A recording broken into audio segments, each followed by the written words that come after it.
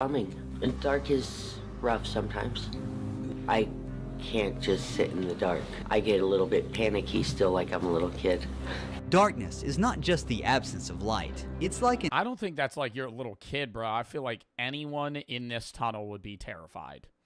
That's not like, oh, I'm just a kid afraid of the dark. No, you're in a fucking tunnel with a bunch of people you don't know, and it's pitch black. Entity that covers you and erases you from the world. Tunnel people Oh, they got a truly black cherry. usually survive through stealing and dumpstering. Some people down here do treasure. Why are we blurring that out? What is that, a joint? Some people down here do treasure hunting, such as collecting cables, coppers. Do you do things like that? I collect what the drunk tourists abandon. They... Oh, side story. Just remember this. I know a guy, not I have a friend. This is going to be I know a guy that, number one, the copper tubing brought it up. He had to respond to a call. He's a firefighter. He had to respond to a call of a guy that was stealing copper tubing at an abandoned house, and the electricity was still on, and it electrocuted him so fast that his body was still rigid, and it burnt the entire upper half of his body off. And I was like, damn, that's crazy. And he was like, you want to know what else is crazy? He was like, I responded to the Boeing whistleblower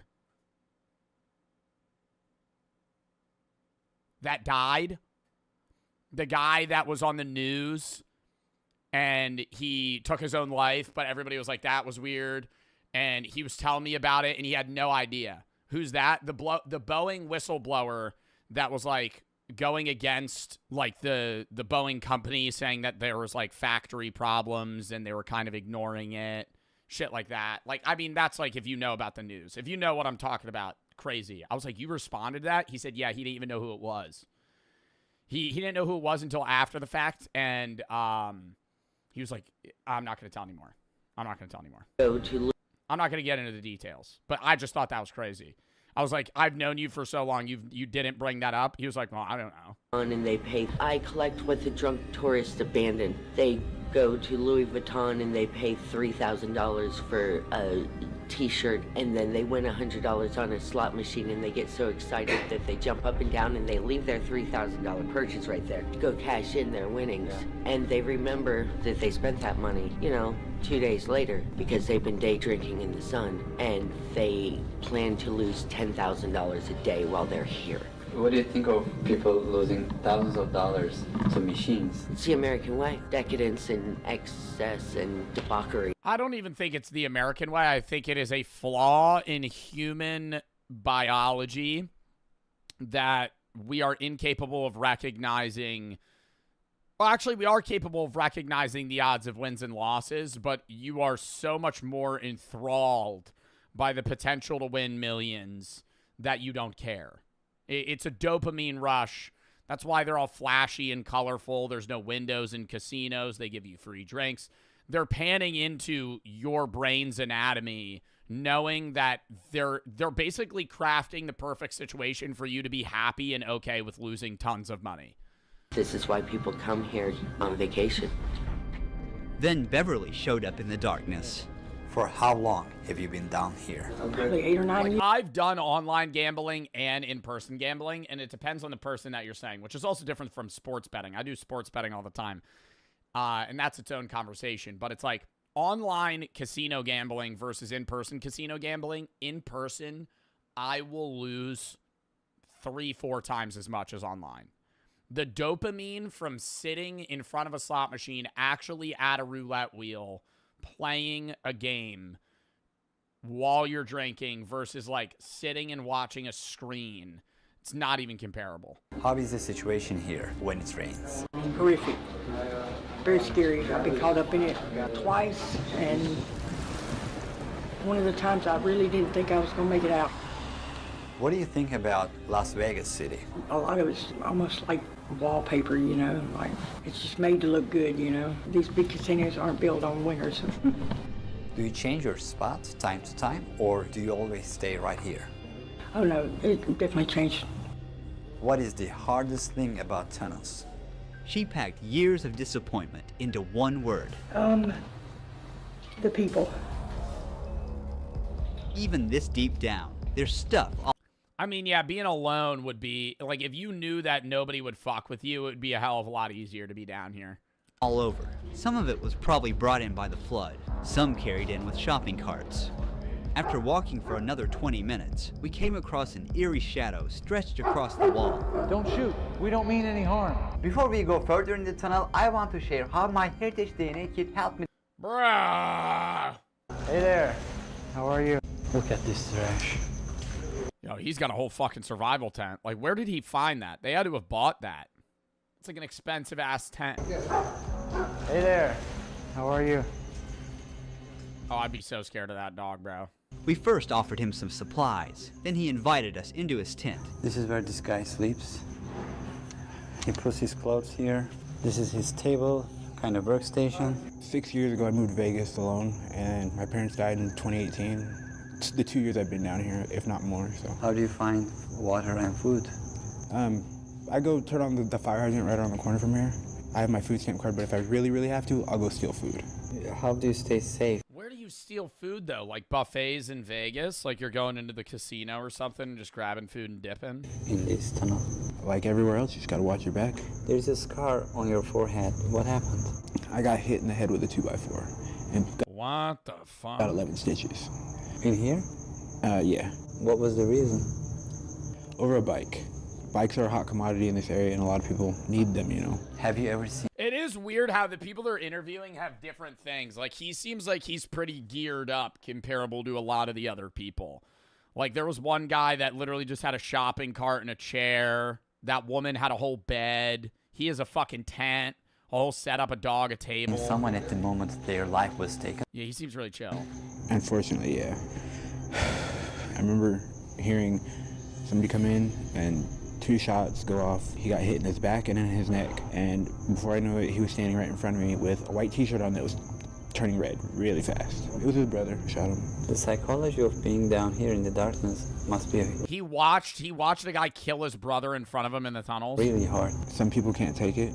There are people out there that haven't seen the light of day and never will. People that turn gray down here, like, Really? yeah, I've never seen anything like it. At night, Oh my God, like vitamin D deficiency. They never leave the tunnels, constantly in the dark.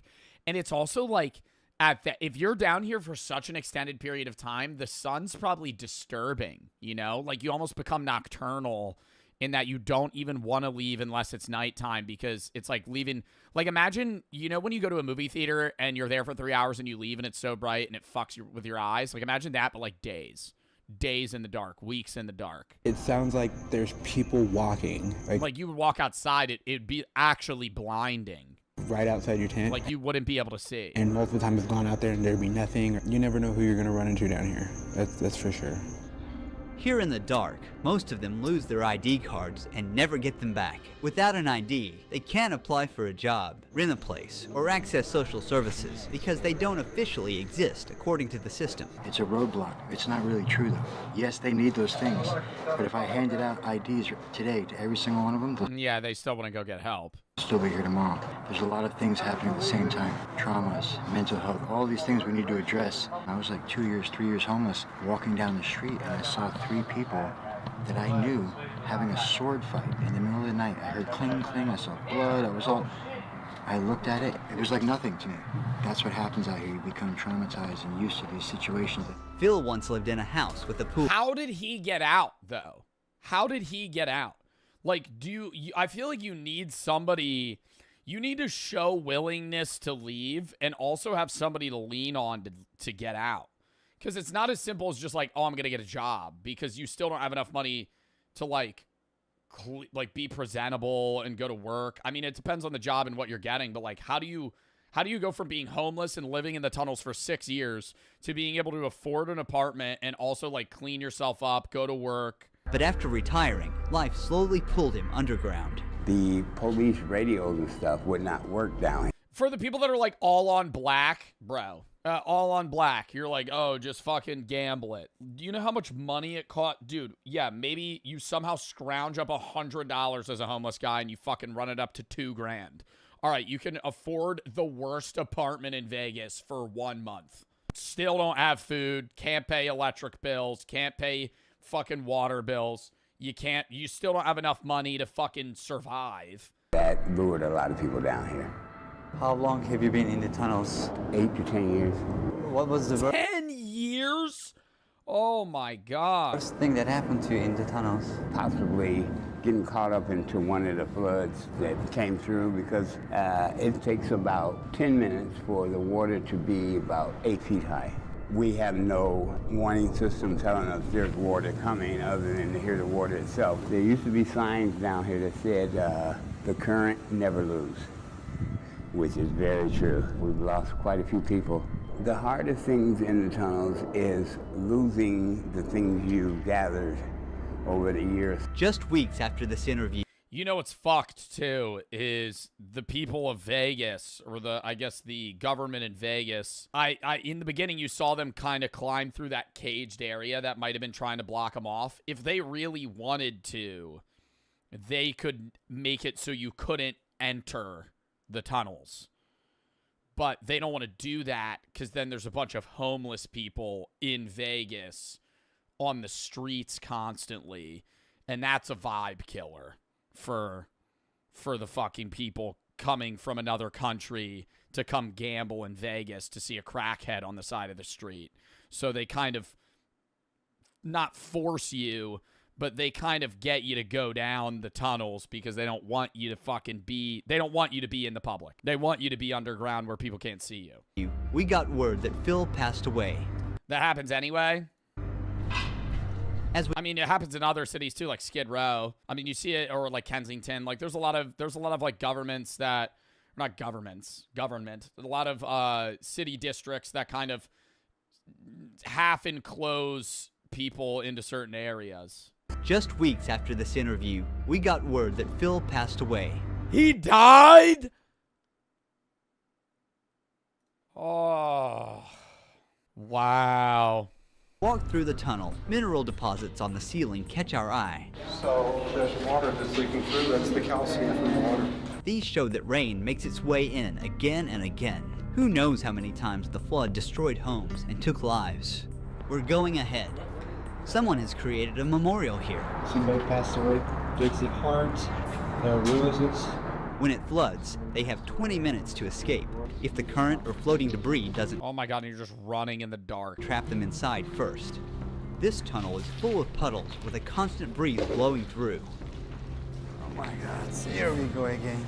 The ground is a mix of sewage, trash, and human waste. And now, all of it is soaking into my shoes. Everywhere. Yeah, I keep forgetting it probably smells like fucking shit. Constantly. Trash. And dead animals. Yeah. Oh, that's nice. A dead rat. It is from a casino? Yeah. Oh my. Our feet are wet, but that's how we roll here. You have to keep going. We are walking in this tunnel, going on and on to find Rob's old friend, who's been living down. Yo, they can't even, if they have their, actually, I didn't even fucking think about this. For the people that were, I don't know if they were joking or not, going, hey, they could just go gamble, they can't. Because if they get money, when you go gamble at a casino and you get chips or you get a ticket of your, fucking slot machine winnings and you have to go cash it in, regardless of whether or not you look 21, you have to hand them your ID because they scan it before they give you your money back. So if you don't have an ID, you're not able to get winnings. Like, if you come in with $100, you turn it to chips, you run that up to 10K in chips, it's only needed if you win above 10K. No, that's when you get a tax form. I'm pretty sure you still need an ID. At least in AC, when I gamble, every time I've ever won money at a casino, I've had to give them my ID when I get money. I don't know. Maybe not for a slot machine. If you're going to like a ticket, like it would be like basically an ATM, but the reverse, where like you put in winnings and then it gives you out. I don't know. Not at a sports book. The moldy gray walls started to fill with color, and then we walked right into what looked like You don't need an ID at a sports book, Zeusy? Like for winnings? Underground art. I feel like you would at least need an ID to place an IRL bet. Online you do. Art studio. Someone built their own gallery down here. Sad thing is that a fucking Rocket League car? Art studio. Someone built their own I think I'm just brain rotted. Gathered down here. Sad thing is, one heavy rain could wash it all away. That's actually really good art, too. Jay's tunnel is furnished with salvaged materials. There are all kinds of random stuff. A baby stroller, bags, toys, but everything is surprisingly well organized. Yeah, my name's Jay. I live in the flood tunnels down here for like pretty much ever, like 8 or 9 years. I moved out here, all my luggage is stolen, my ID, everything. Basically, welcome to Vegas with $27 in my pocket. There is really no safe anywhere. You'll get robbed by other homeless people, you'll get robbed by the police. This is where each day begins and ends for him. What happens when they come to them? You go to jail. What? Yo, don't you go a little insane, too? Where it's like, if you're in the darkest parts of the tunnels where, like, you can't really see light on one side or the other, and you don't have technology, you wake up and you don't even know what time it is. You have no idea how long you've been asleep. You could have been asleep an hour, 8 hours. You're kind of just gauging it off of how you feel. Go to jail for trespassing. Whose property is this? This is by state property. This is a flood zone. They put you in jail for anything. I went to jail the other night for being on the boulevard. They are the undesirables. The government banned them from everywhere. People often see these individuals as potential criminals, but Jay is tired of the I hate being hated by most everybody for what other people do. Not all homeless people are bad. Every day at war with myself, it's just not worth it. stigma. With time, he developed survival tactics. There's really no food or water here. There's water in the back. If you're homeless, just steal and go to jail. You get food and bad thoughts. People do that. In a lot of colder regions, people do that, where they'll purposefully do petty theft or crimes so they don't go to prison. They just repeatedly go to jail. But I mean, that's also not helping you, long term. Then it's like yes, you have you get like air conditioning or whatever, but like now you're in jail, you have even less freedom. Yes, but it's all like wastewater. I usually eat what people throw out. Everything you see here, I found in the trash. How do you get shower here? Basically with a 5-gallon bucket of water.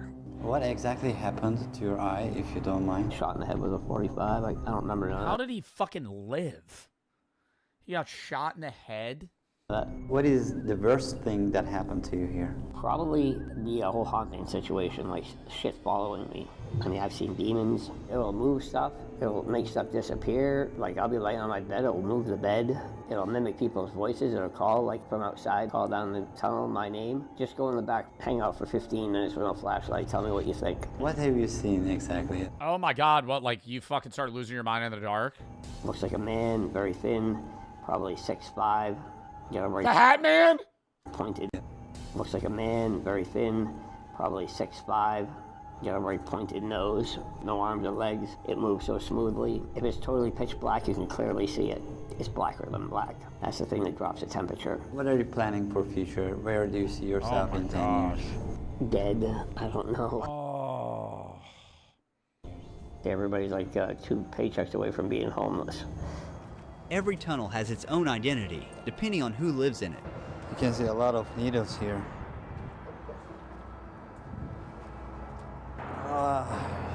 Disgusting. Where was I where I was thinking about that? I always wonder how in certain areas that have such high costs of living, how people make ends meet that have regular jobs, like being a barista in Los Angeles. Like, do you live outside of LA and then you like commute in? Like, how do you make enough money even with roommates? How do you live in like New York City as just somebody that's, fucking, I guess, working 35, 40 hours a week at like a regular, 9 to 5. A lot of side hustles. That's what I'm thinking. Lots of roommates, lots of side hustles. You're kind of living on the outskirts of the city. It's like, fuck, dude. Multiple jobs, good budgeting. Yeah, it has to be. That's what I'm saying. Like, that's why if you're somebody in New York City, you're living in a shoebox apartment that you're sharing with somebody with a shared bathroom. You're working a minimum wage job. You're not working 40 hours a week. You're working 70, to be able to fucking make enough money. And you're never even home. That's like, we watched one video about, I mean, this is just different New York City versus Vegas. It's probably very similar in Vegas, but it's like, we watched the one video about one of the smallest apartments in New York City, and the person they were interviewing was like, I just need somewhere to crash. You know, they're never home because they're always working. If they ever have free time or money, they're not going to stay at their apartment. They're just going to go spend it elsewhere. So it's like, they're literally just paying fucking thousands of dollars a month to just fucking have somewhere to fall asleep for 8 hours and get back up. Life. Do you have contacts of your family? Somewhat. What do they think that you're doing right now? They don't ask. What did you do before you came to these tunnels? Before I was in this situation, I was a family man. 2 boys, 1 girl. They still live out here. My son just turned 17 last month. When is the last time did you see them? 10 years ago. Oh. What is the He hasn't seen his son since he was 7. worst thing that happened to you in these tunnels? Somebody died right where we were standing last night. Last night? Last night. How? OD. Life is precious. And short. Nearly 7 out of 10 Americans live paycheck to paycheck, barely making ends meet. For many, it takes just one unexpected event to lose their financial stability.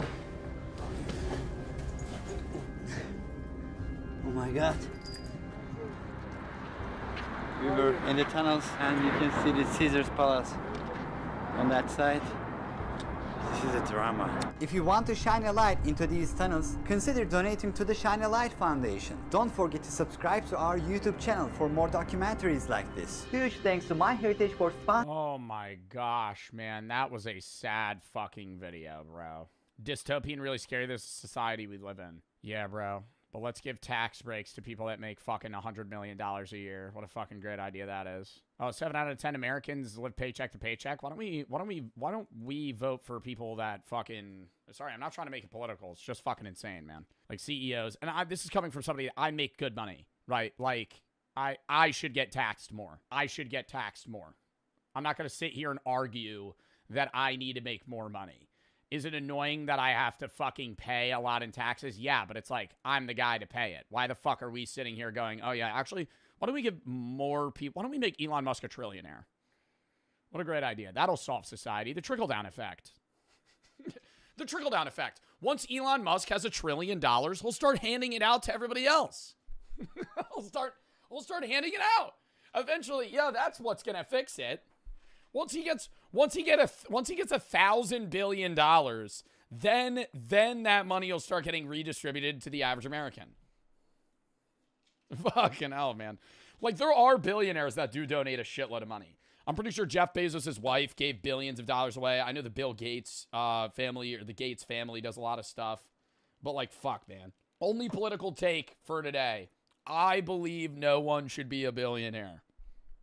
I think that you could reach $999 million, and after that, it is a hard cap. You've won at life. You should not. You can work. You can't own a business anymore. Shit's got. Maybe you could be like a supervisor. You should not be able to get more money.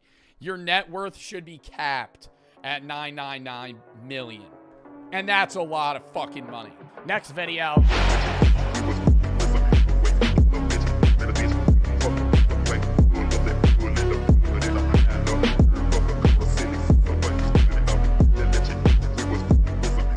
It's everything related to the human experience. I mean, it's a mortician. Do you have to get a degree to become a mortician? totally understandable why so many people regret this. Film school and art degrees, they're a big gamble. Like, there's way more people majoring in that. I'd hope so. Really? What's the worst that's gonna? What's the worst that could happen? They're dead. They're dead. If you're a mortician, it's like the body looks weird. Like, you're not gonna kill. It's not like you're an anesthesiologist. Worst thing that could happen, you bring them back to life. Oh shit! You forgot your training. I didn't know it. And he's just like a dead body, just walking out of the morgue. Then jobs available. Totally see why a lot of people who majored in a crapshoot got snake eyes and were like, I should have done that. Yeah. You know? I mean, I think the only reason I don't regret it is because I'm doing it. Yeah. Like, if I had given up at some point and wasn't doing anything related to any of it, I would. Well, yeah, I do think a lot of people that get into humanities and arts degrees end up just using that degree to put a foot in the door for the fact that they have a degree and then go into a field that has nothing to do with, you know, cinematography or whatever they ended up getting into. Be like, dude, I should have gone to school for engineering. If I had a friend who's like an accountant and I asked them to meet up after work and they're like, oh, I can't, I go to UCLA every Wednesday for my like screenwriting class, and they're just doing it for the pursuit of it, that's so cool. Yeah, that's super cool. So it sucks that people regret pursuing those things, because I think a lot of humanities and arts comes from a place of interest or passion. The truth is, work without... Ooh, do you think people regret it because it's like their dream gets killed? Like they go to school for like acting, performing arts, and then they fucking fail like miserably. Oh.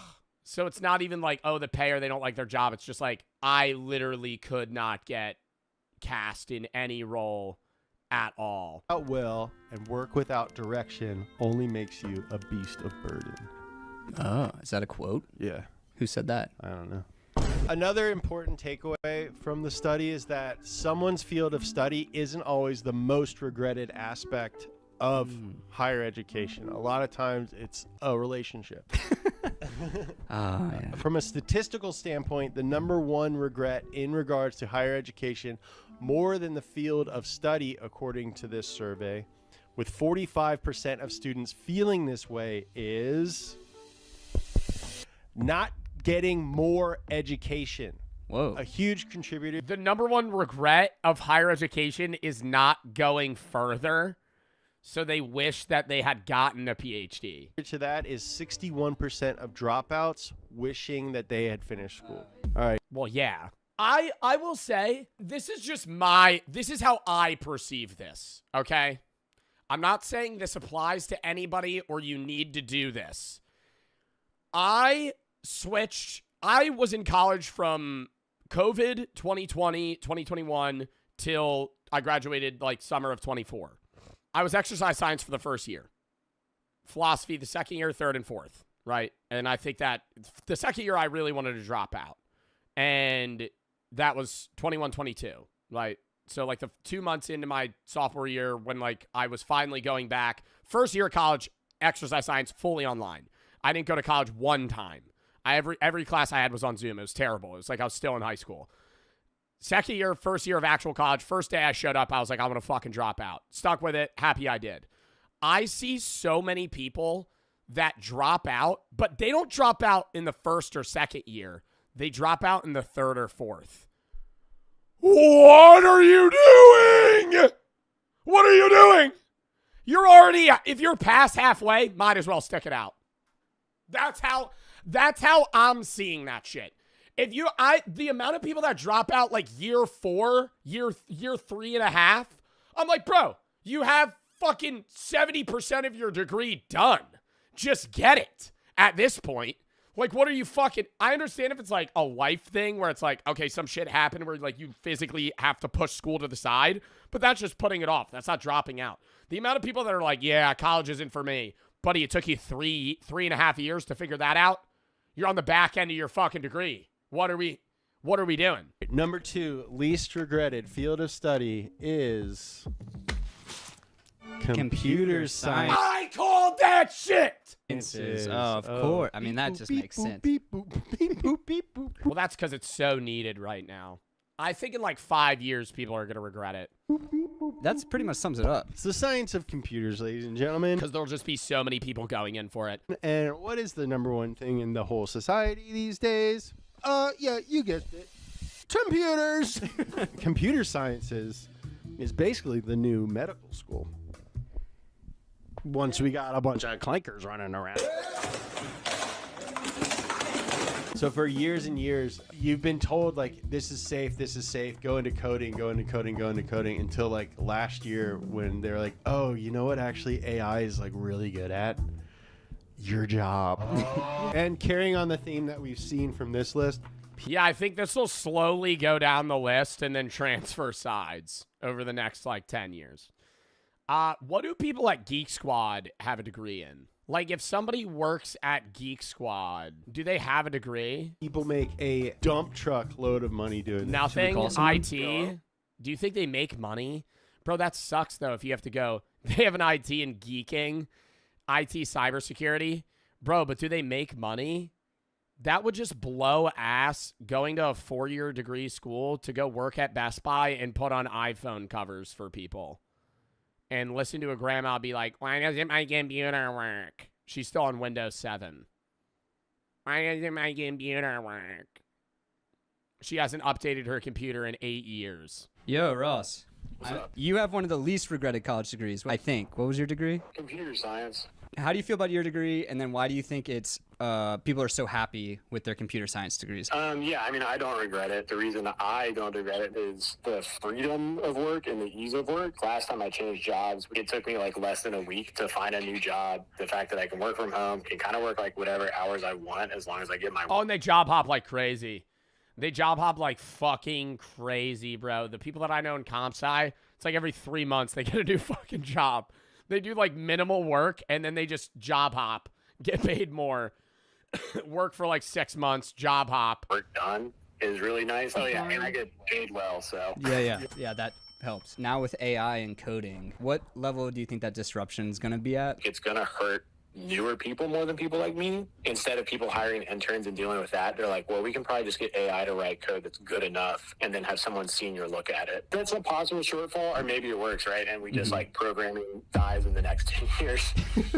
Are you worried about that at all? I mean, not really, because like there's nothing I can do to change it. So if it happens, and I'll get a new job. Yeah, damn, dude, you're smart. Based. That's smart as hell, bro. Swing a hammer somewhere, I don't know. Yeah. I don't know, swing a hammer somewhere. The way that I perceive it is like if you were smart enough to get a comp sci degree and you're in the field and AI takes your job, you're probably smart enough to take the job of another person. Like the people that shouldn't be, in my mind, the people that should be worried aren't comp sci people, because if you got a degree in computer science and you're in the field for 5 years and AI takes the comp sci guy's job, the comp sci guy is going to go take your job because they're going to hire him. Like, I don't know. That's just how I'm perceiving it. It's like, bro, they're probably going to be way better at whatever it is. All right, dude. Well, thank you. Because they could still go into the tech area.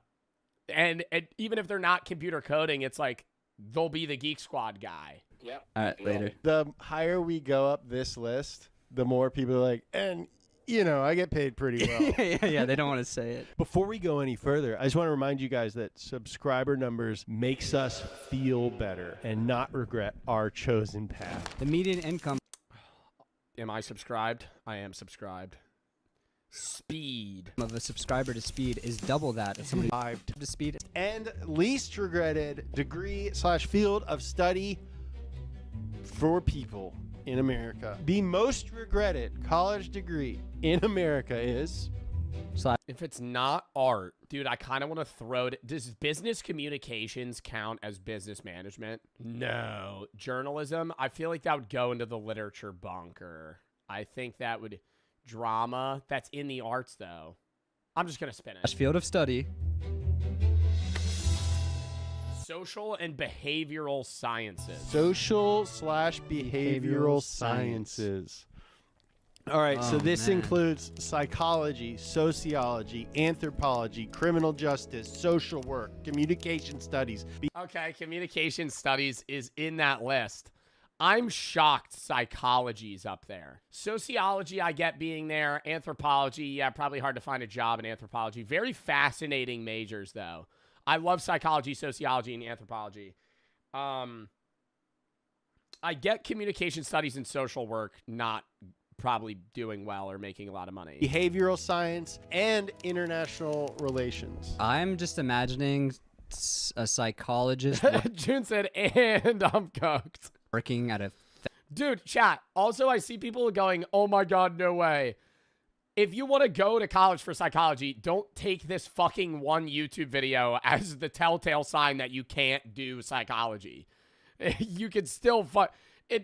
This isn't a surefire saying of like everybody in this major's unhappy. Federal prison. Yeah. And it just being brutal, exhausting, emotionally difficult work. Yeah. And then they don't make a lot of money. It's doom scrolling IRL. It's like, all right, time to have this other sad guy come in and talk to me on Zoom for an hour.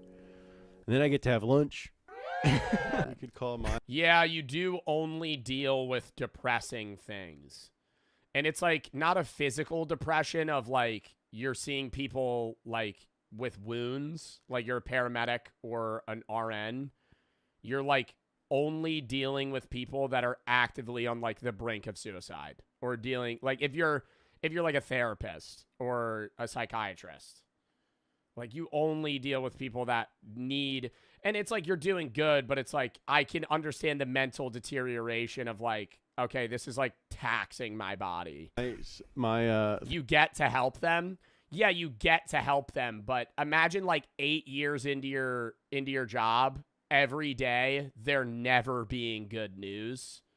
Not never, because you are helping people get better and slowly you get to witness them like kind of grow and flourish, which is awesome. But it's like every day you're also getting new clients that are also like it's an endless loop of like pulling people out of the mud, and then you get them out of the mud and there's another person that falls in. And then you pull them out of the mud, another person falls in. Like you're doing great and you are changing the world, but from your perspective, it feels like you're doing nothing. Therapist, but I think that'd be weird. Yeah, I don't think you're supposed to do that. Yeah. You'd be like, hey, do you regret your degree? Yeah, you're like, the number one most regretted. Your job is the most regretted degree in the world. How do you feel about it? It's like, oh, I guess I do have some regrets. Maybe I'll call my therapist. It's harder than ever to give young people advice on what they should do after high school. There was a time when the smart move was simple. You go to college. It used to be that simple. It literally used to be just go to college. Study didn't matter. Now it's like, it's a lot more complicated. And it's so new that that's an issue. Like this is the 21st century's issue, right? In the 90s, 80s, 70s, it was like, you could still go to college, get a great job. Yeah, you could still do that now, but there's so many options and no time to figure it out. It's like you're still a kid being thrown into the job world effectively. Even if you are going to college, yes, you have to go to college for 4 years. Bro, you're 18 years old, 19 years old, trying to determine what you want to do for the rest of your life right now. Like, fuck. That sucks, right? But maybe I'm not making it better for any of you guys. Don't feel bad if you change your major, right? I think you should have a net of a few things that you're interested in, soft launch one of them, and see if you like it, and then you can commit to something else if it's terrible. Much because you're just like better off having a degree. College got insanely expensive. More recently, everyone was saying, forget college, just learn how to code. Now people say AI writes code better than humans. So what is the best plan? Trade school? Maybe. College? Maybe. Pick a major just for a paycheck? Maybe. Study something that you love and then it doesn't matter. You'll fall into a way to make money? Maybe. Join the family business straight out of high school, drop out and start your own thing? Honestly, I don't know. All of those. It's so person to person because it's your interests and also the connections that you have. Like I feel like you might be that kid, but everybody knows that kid that has a dad or mom with a thriving family business that they're 100% just going into. Like your dad owns a golf course. You're going to own a golf course. That's your life, right? Like your dad owns a golf course. All right, sorry, the path is paved. That's all you got to do. And your job's set. Some people don't have that. And so it's like, now you got to fucking figure out what the hell your options are, what you're able to do, and also what you want to do. Those are extremely viable. Legacy matters so much. It's legacy. Well, I think connections in life is everything, but it's also, yeah, like being able to go into a family business is awesome if you want to do it. Double option. The alternative that does suck is when your parents have a family business that's on the brink of collapse. And they really want you to do it, but you really don't want to do it. They really want you to carry on that family. No, like that sucks. Trying to weigh those options. What I do know is this. Like a pastry shop. Well, sometimes that's awesome if you really want to get into it. But yeah, like restaurant business. Like if your family owns a restaurant. And, you know, now you're really flipping a coin on whether or not you really want to own a restaurant or not. The last decade, we've noticed that there's Inheriting a farm, that's the worst. That's the fucking worst. Or the best. It's one of the two. It also depends on the farm. You know, if you're inheriting a farm that's worth $40 million versus a farm that's like a family-run farm that sells mainly locally, and you're really, you know, working all year round to take home like $35K profit. And if you have a bad season, you're down fucking 250 grand. Like, it's fit. Dude, farmers can make like 40K off the top, but spend like $1.5 million and make 1.58. Like, it's that, like, they have to put so much money in and then only get like a very small increase of how much they make. A more anti-education and anti-intellectual talk creeping into conversations from every side. And I don't freaking jive with it, because at its core, education is good. It's about bettering yourself, and it betters the world. And I would never discourage anyone from trying to do that. If you're a younger person watching this video, just do your best to be smart about the path that you choose. I wish I could give you better advice, but I really don't have an answer. If anyone's trying to give you a blanket answer to this question, you probably shouldn't listen to them. Yeah, they're either dumb or they're lying. To end this on a positive note, the #1 least regretted type of degree is... Do you have a guess? I thought it would be this one. Is it improv? Least regretted. So the most favorited degree by broad people. Health is already on the board. Finance is already on the board. I think chat with engineering is smart. Is it improv school?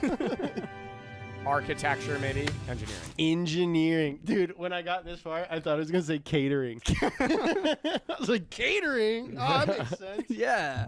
Everybody has to eat. Yeah, everyone's got to eat. All right, engineering. That makes a lot of sense. Yeah. It's like the more tried and true version of computer science. Mm-hmm. It's the one that's been around for a century. Yeah, this is beep, boop, beep, boop, and this is... And we've had... for like way longer. Then beep, boop, beep, boop. Mm-hmm. These guys together sent a man to the moon. Well, this all honestly just makes a ton of sense and was maybe predictable the whole time. Yeah.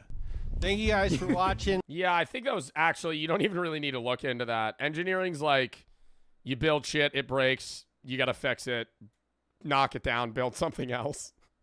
It's never not going to be a job. Engineering is like, bro, if you go into like that type of work, like you're a civil engineer, you're always gonna, maybe there's too many civil engineers, but there always is going to be a need for civil engineers. There's always going to be a need for engineers in general, like electrical engineers and people like that do all that type of stuff. It's just a job that there's always going to be needed work. Even if it's like we build bigger and better things that last longer, there's always going to be upkeep. There's always going to be things that change. There's always going to be more people that want to do different things. So, I don't know. That made a lot of sense, though. I think that was the easiest guess out of all of them. I did love that video, though. I'm sorry that took, like, fucking forever to watch.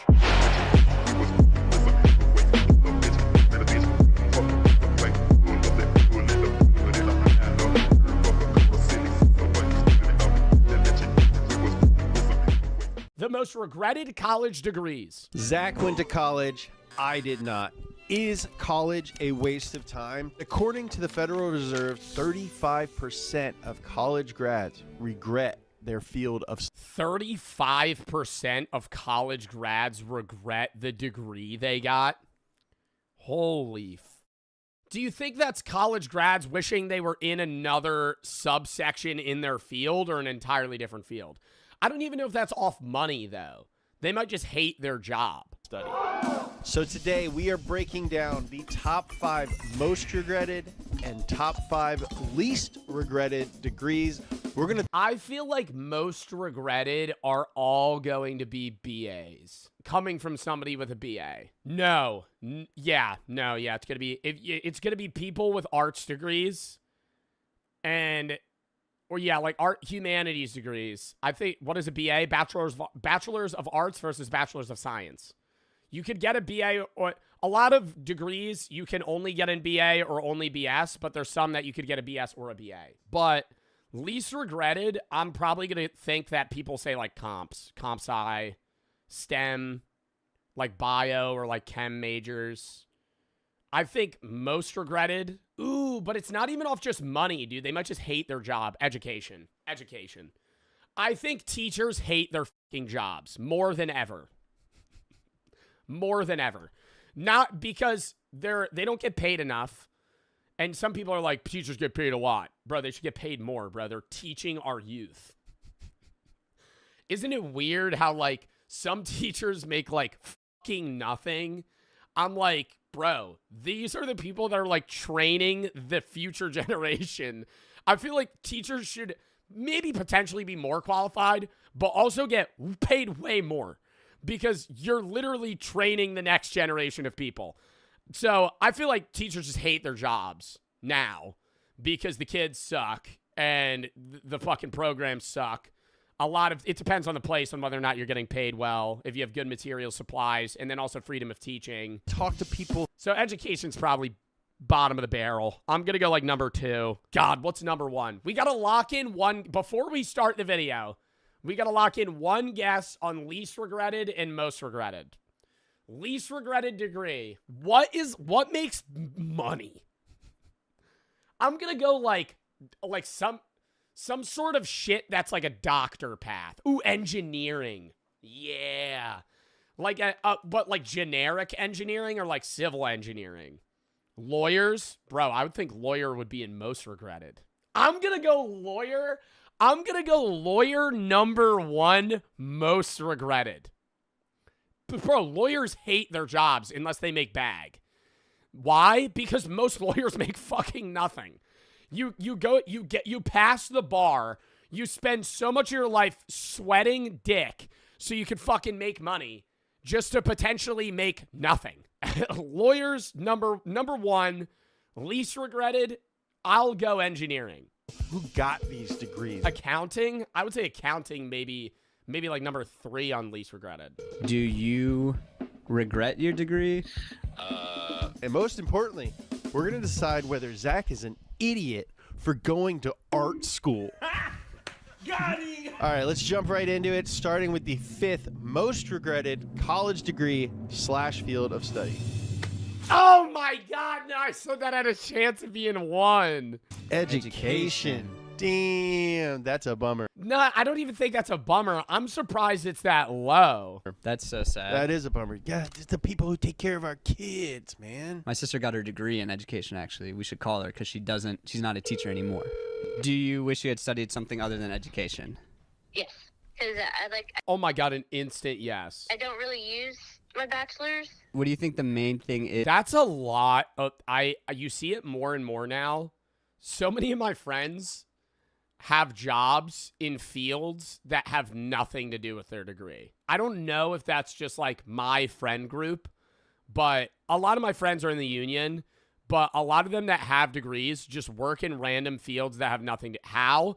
Because a lot of the time, jobs want you to have a degree. It doesn't matter what degree it's in. Not, like, obviously, medicine, STEM shit, it does. But if you're working, like... You could reasonably get a marketing job with, like, a fucking accounting degree or, like, a finance degree. Like, you could get in a similar field but not have the expertise in the major that you had. Do you regret your degree? No. I would have if I went for PT. Exercise science, that's what I was originally going for.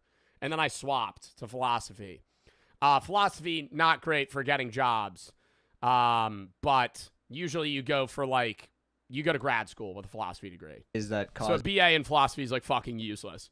Is people who got their degrees in education to regret it? Red tape. Ah, like what do you mean? Well, they're not doing this for the pay. They're obviously doing this for a greater purpose. You know, you're trying to do what you think is best, and you have to go through different structures of way of doing things. You know, government implementing all their blockades and the politics of it. These structures aren't necessarily created by people that teach. Well, there's a weird middle ground between blocking what people are able to do and not, because you do need some restriction for teachers, because if you have no restriction for teachers, they could just do and teach whatever they want.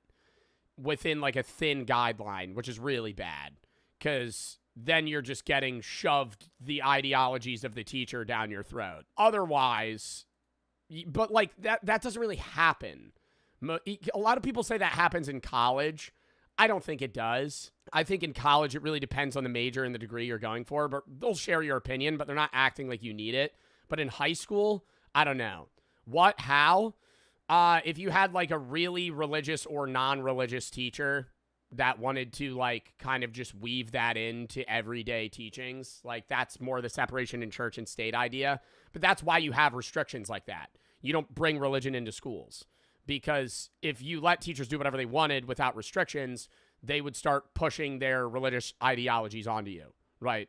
Or doing those sorts of things intertwined with their regular teachings. Not always, but I'm saying you can't just have them, you know, do whatever they want because then they're going to fucking just teach them as if you're their kid. So it's a lot of back and forth. Good thing for that, yes, but then there's also too many restrictions where they ban books. They don't allow you to teach certain things or talk about certain subjects. On either side of the political spectrum, it's like it becomes a game of like what's allowed and what's not allowed to talk about in a classroom. And it's like you get a long list of like this, and this is a no-go. Come up against, I don't know. I went to a private school, like I went to a religious school in high school. And a lot of the teachers that I talked to openly said they make less money at that school, but they would rather teach there because they got to teach what they wanted to. Because private schools have more free reign. Outside of the religious aspect. outside of the religious aspect of the school where you're taking theology classes. It's more like when I took world literature, my high school teacher got to pick every book we read, right? He mapped the class himself. There was no guidelines. It's just like they need to be able to learn some sort of comprehension. Bureaucracy. Yeah. Thanks for being in our video. Yeah, thank you. You're welcome. Bye. That was insightful. Yeah, for sure. What a bummer for that to be the first one, dude. Yeah, dude. Let's get a little bit more Oh positive. my Number 5, least. Dude, there's too many fucking chords in this cuck-ass room. Lock in. Regretted. Business/management. That. It's because it's a broad degree. You could get so many jobs with that major, but I feel like a business management degree. Ooh, wait. Sorry, I was thinking. Business management, understandable. Most regretted, communications is on this list. On most regretted. Least regretted, I could see accounting, finance. Makes sense. So business and management includes a lot of things. Business administration, finance, marketing, accounting, human resource management, international business, basically anything that needs to be taken care Okay, so we're just lumping all of that into 5. of is in business. I think people who get this degree have no delusion about what their life's going to be like. I also think that anybody that gets a business degree isn't like, yeah, I really just want to crunch numbers and do people's taxes. I really want to manage and market a business company. I feel like most of the time, there are people that do that, but if I had to guess, like 70% of business majors just want to make money. I do want to do that, really. You want to be an accountant, really. I'm not judging that. I'm not making fun of that. That's fine. You want to be like, when somebody's like, what's your dream job? You go, I want to save people money in taxes. That's what you want to do. But money not involved. Like, not the fact that you could potentially make really good money. It's like, yeah, nothing wrong with that. Nothing's wrong with it. I just can't. That's the opposite end of the spectrum for me, right? Like, I would never want to be like, dude, do you think there's anybody that's like, I want to be an auditor for the IRS? Like, that's the job. That's the dream job, is auditing. Like, that sounds so bad. I would hate that job. I mean, maybe you get some sort of pleasure in like sticking it to the rich guy that didn't pay his taxes.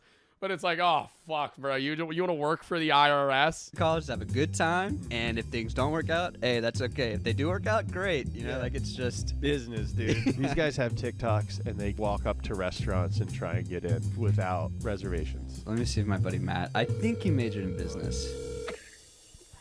Yo, Matt, you majored in business, right? Yeah, I majored in marketing. Hi, I'm James. I fully think, bro, I really don't think marketing degrees are needed for the marketing space, though. And I whenever I have takes on this shit, a lot of like the YouTube commenters, if this becomes a video, Joe's such a fucking idiot. He knows nothing about marketing. I know. I'm just saying this is my personal perspective. You say I'm an idiot. That's fine. Explain why, and I'm fine with that. Right, I'm not saying you're wrong. There are times where I have horrible takes. But I don't think... I took a marketing class in college. It was daycare. Everything that I learned in that class was absolute horse shit. And when I was taking the class, one of the main things that people say, and I kind of agree, is why the fuck are you a professor if you're so successful in marketing? I'm sorry. I get being a professor for like chemistry or philosophy or fucking STEM shit. Why are you a professor for fucking marketing if you're a marketing guru? Wouldn't you be making racks marketing? And you're teaching me the fucking tips and tricks? Bro, I feel like I'm getting a fucking PowerPoint rundown made by ChatGPT. I remember the first fucking 3 weeks of class was about like perceived value. Oh my God. It's just basic shit everybody knows. You've seen an ad. You want to make your product seem valuable. You want to have a low production cost with a high value rate. iPhones are like the pinnacle of the marketing world. They cost pennies to make and they sell for the fucking profit margins that Ferraris do. Like they're insane. Right, they churn shit like Ford cars, but they have the margins of Ferraris. It's like everybody knows that. Why the fuck?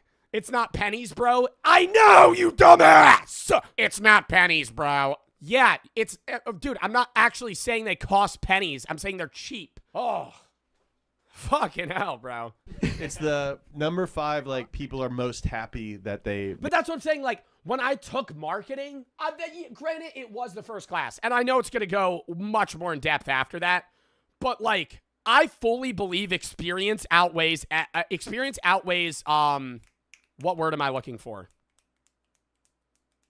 Oh, like, requirements. Like, if you have a degree in marketing and you go to apply for a job versus a guy that has proven success in marketing and social media, who are they going to hire?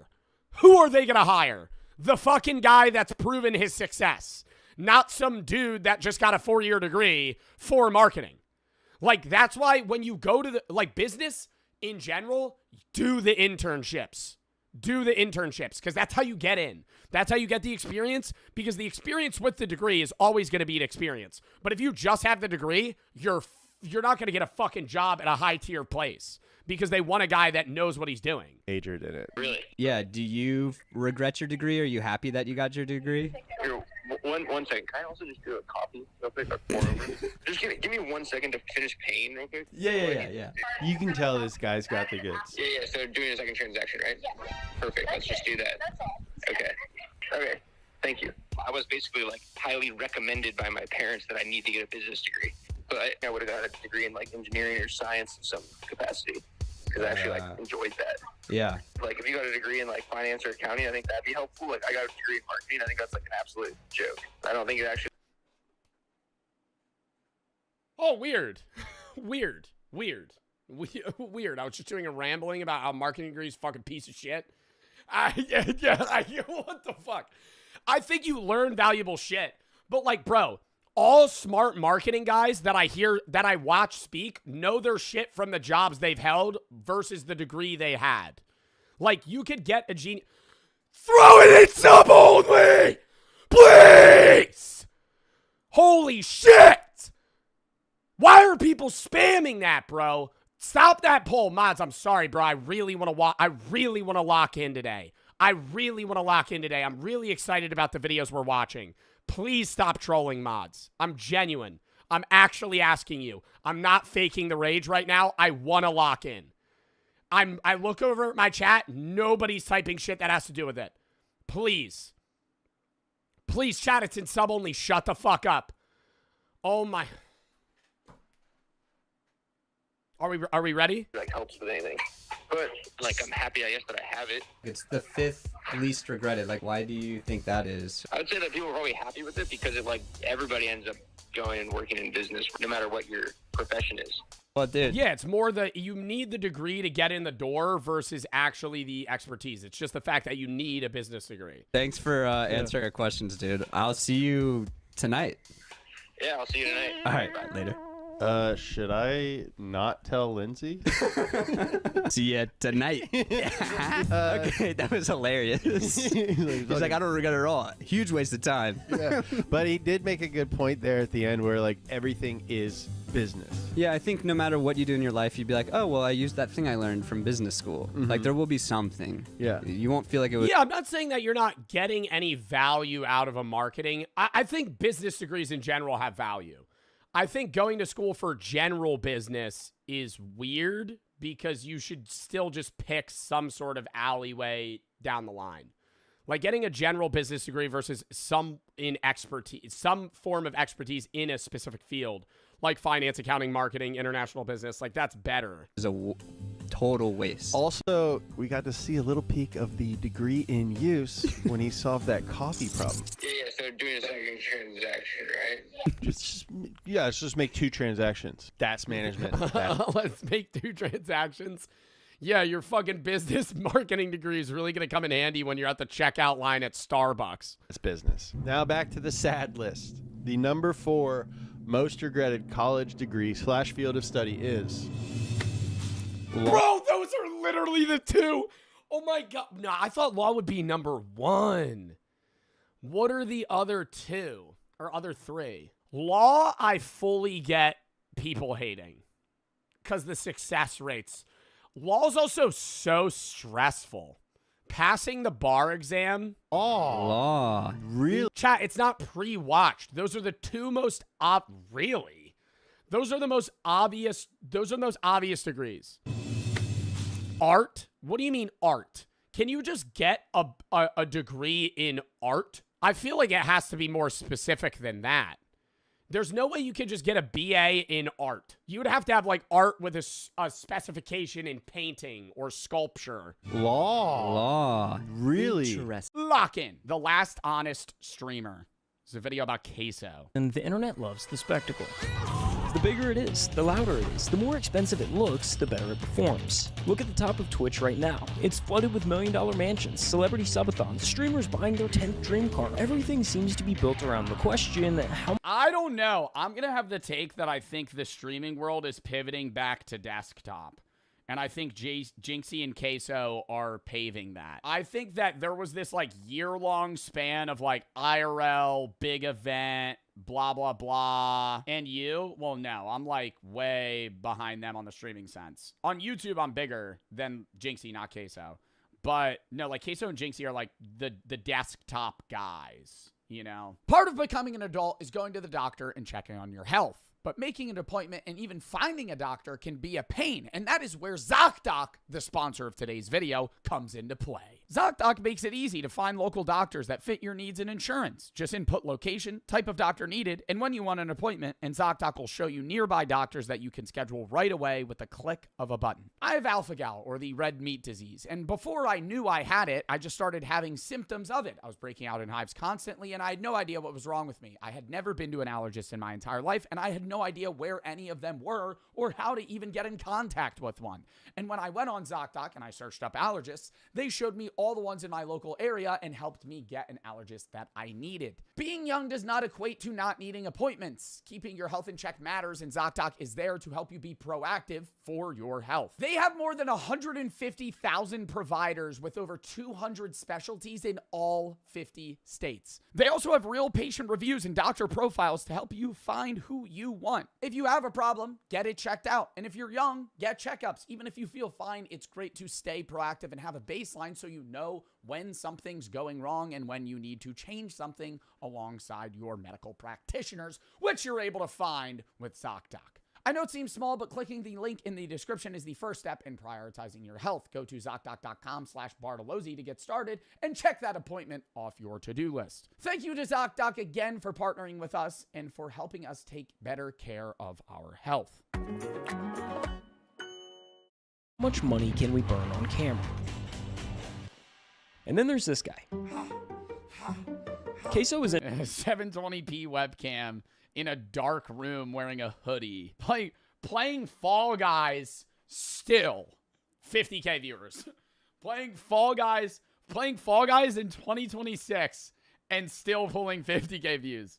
Bro, that game is dead. That game is dead, and it's still so entertaining to watch him play it. That's like the weirdest. I think about that constantly. I'm like, Queso still plays Fall Guys. Like, that is, dude, he plays Fall Guys, and he has fucking 100x viewers versus Fall Guys player base. Like, I think he is single-handedly keeping that game, like, afloat.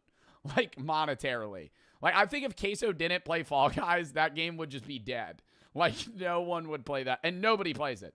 Right? How many active players are on Fall Guys? This only might show Steam stats. Right now, there's 640 people on Steam on Fall Guys. That's excluding console players, but it does say on average, Fall Guys averages 1,000 players. That's bad.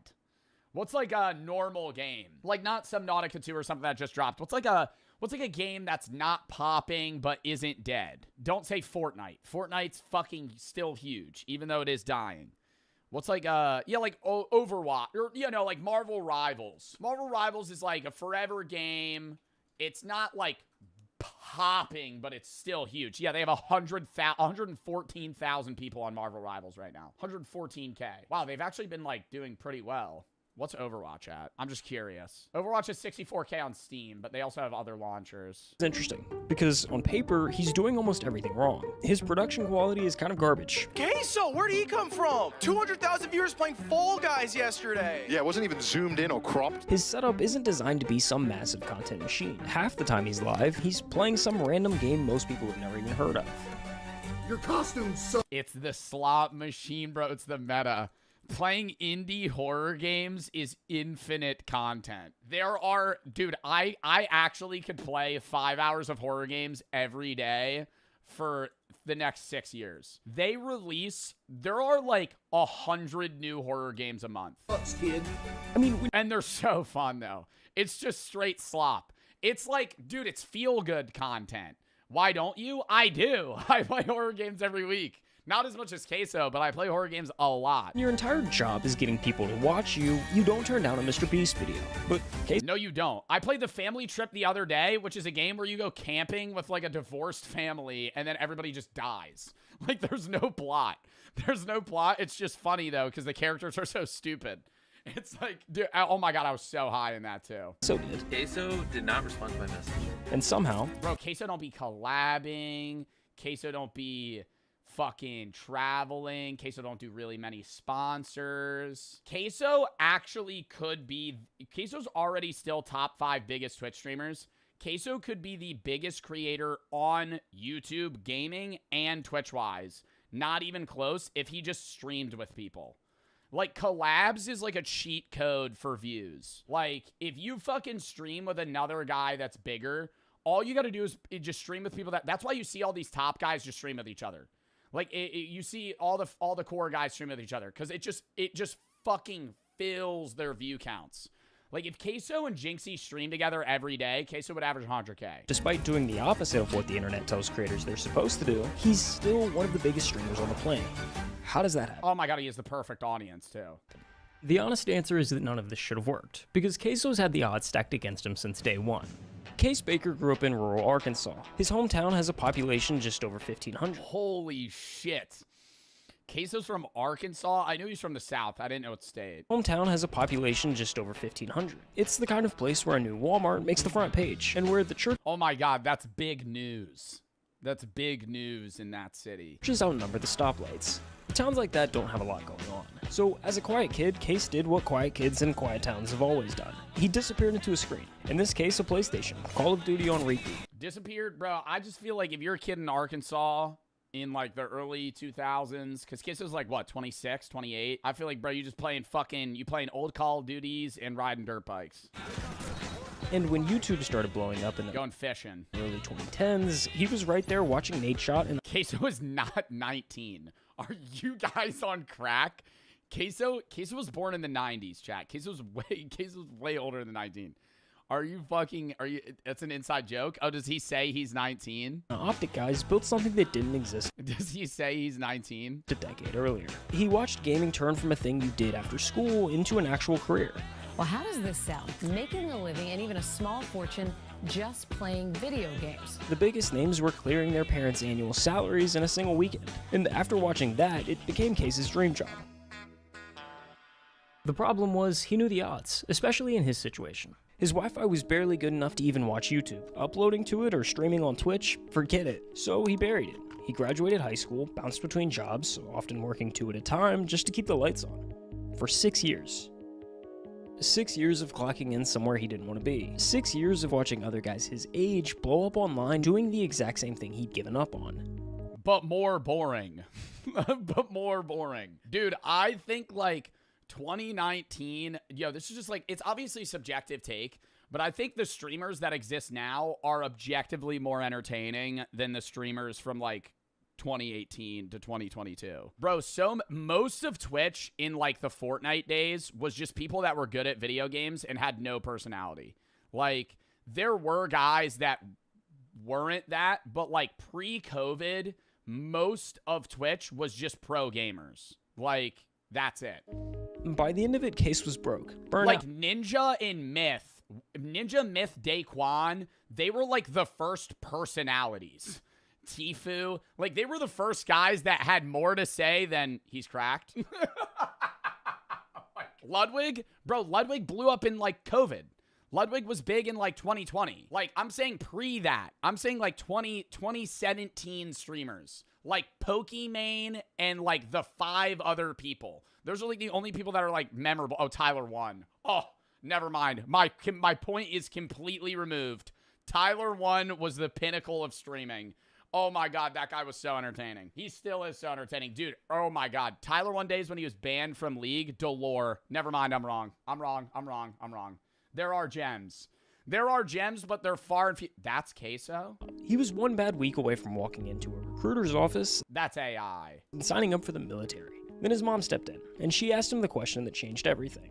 Why not take a real shot at Wow, Queso was going to join the military. the whole streaming thing? What's the worst that happens?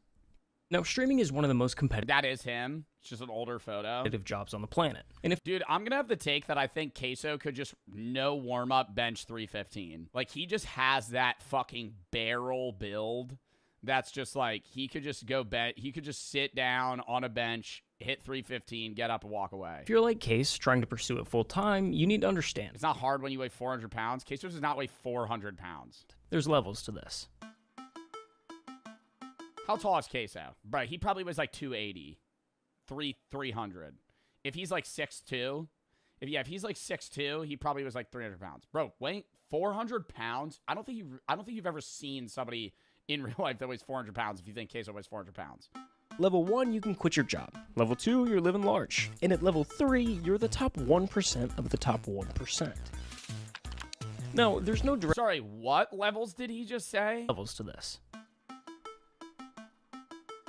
Level 1, you can quit your job. Level 2, you're living large. And at level 3, you're the top 1% of the top 1%. Now, there's no direct translation from Twitch viewers to money. So for the sake of the example, we're going to say you reach level 1 at around 100 viewers. Once you're there, you can take the leap to streaming full time, which getting there sounds totally reasonable. That's a very fair assumption.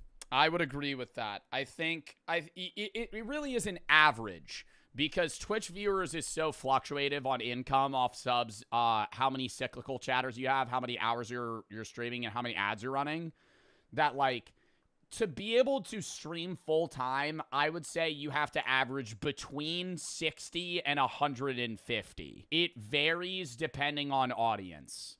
Like, you could be a 60 viewer streamer and be full time, but like the average full time streamer that wants to make like 35K annually, you probably need like 120 viewers, and you probably need to stream like 50 hours a week. It's not. Which is more than a 9 to 5, but you're also sitting at a desktop. Somehow convincing 100 people to watch you live is brutal. In the past year, 18.4 million people opened up Twitch and broadcasted live on the platform. I want you to guess how many of them actually made it. Wait. What did he just say? How convincing 100 people to watch you live is brutal. In the past year, 18.4 million people opened up Twitch and broadcasted live on the platform. 18.4 million people streamed in the last year? 18.4 million people opened up Twitch. Wow. 18.4 million people streamed. Not even watched a stream. And broadcasted live on the platform. I want you to guess how many of them actually made it to level 1. Actually made it to level 1. 100K. 18.4. Or did he say 8.4? He said 18.4 million people streamed last year. How many of them have 100 viewers? 100,000. I think there's probably 100,000 streamers that average over 50 viewers. Over 100, maybe 50K? 50K streamers? More? You think there's more than 100,000 streamers on Twitch with over 100 viewers? I don't know, man. There's so many spaces on Twitch. If you just scroll the gaming category, it's just like endless. Seriously, throw a number out there. The answer is 165,000. That's not that far off. I actually lowballed it. 500. Yeah, 165,000 full-time streamers. 36. That's less than 1%. For every person who gets to level 1, there's 100 that don't. Every big stream. Fine arts? Yeah, but a fine arts degree is different. Like, you can get a fine arts degree in ballet, but you're not just getting art. That is interesting. I bet it's for depressing reasons. It's easier to convince yourself that you could be a lawyer than you could be a doctor. Like, there's no part of me. No! I think it would be, okay. I think it would be harder to be a lawyer than a GP. But I think being a surgeon is a hell of a lot harder. I think being a GP is a great job. Being able to walk in and do like yearly checkups, maybe a prostate exam here and there, that's a great job, you know? You just walk in, do the same shit every day. You get paid like $150K more, maybe, depending on how far you into your fucking career. And then you leave. What's a GP? General practitioner. It's basically the doctor you go to for like your yearly checkup. Does your GP do your prostate exam? I don't know. Do you have a specific doctor for that? I hope not. I feel like that'd be really creepy. You have to go to your prostate doctor. I don't have one. Don't worry, we'll schedule your appointment. You walk in, he's just like putting on the glove. It's like, oh, I could be a doctor. But like 100% of me is like, dude, I'd be a sick lawyer. And I just lubed up. You think there's ever been a situation where like somebody's been getting their prostate exam and like they actually just like poop on the doctor's hand? You don't shit before you go. You drink a coffee right before. Just open the floodgates. Also think that, oh my God, how embarrassing that would be. That the way lawyers are pooping on the doctor's hand 1,000 times. That's very common. Trade in art and media is pretty romantic. Like, how many movies are there about like a Matthew? You can't handle the truth. Yeah. What's a prostate? This is gonna sound really fucking stupid. Women don't have prostates, right? Okay, good. I was right. Men have prostates. It's like prostate cancer is also very common. Like, if you live to 80, you're probably going to have prostate cancer. Most of the time, like my grandfather died with prostate cancer, not of prostate cancer. He had prostate cancer for like 10 years. It does kill people, but a lot of time it's like slow growing. Prostate cancer, or your prostate isn't that like, what is your prostate? Your nuts? No. I always envisioned your prostate being the taint region of a man. What is your prostate? Damn, so do women not have to get prostate exams? The prostate is a small walnut-sized gland located in the male reproductive system, just below the bladder in front of the rectum. Oh, but women have to get the clamps. Oh, yeah. Women have to get they have to go to get a pap smear. I'd rather get a finger shoved up my ass any day of the week. Don't remind, what's a pap smear?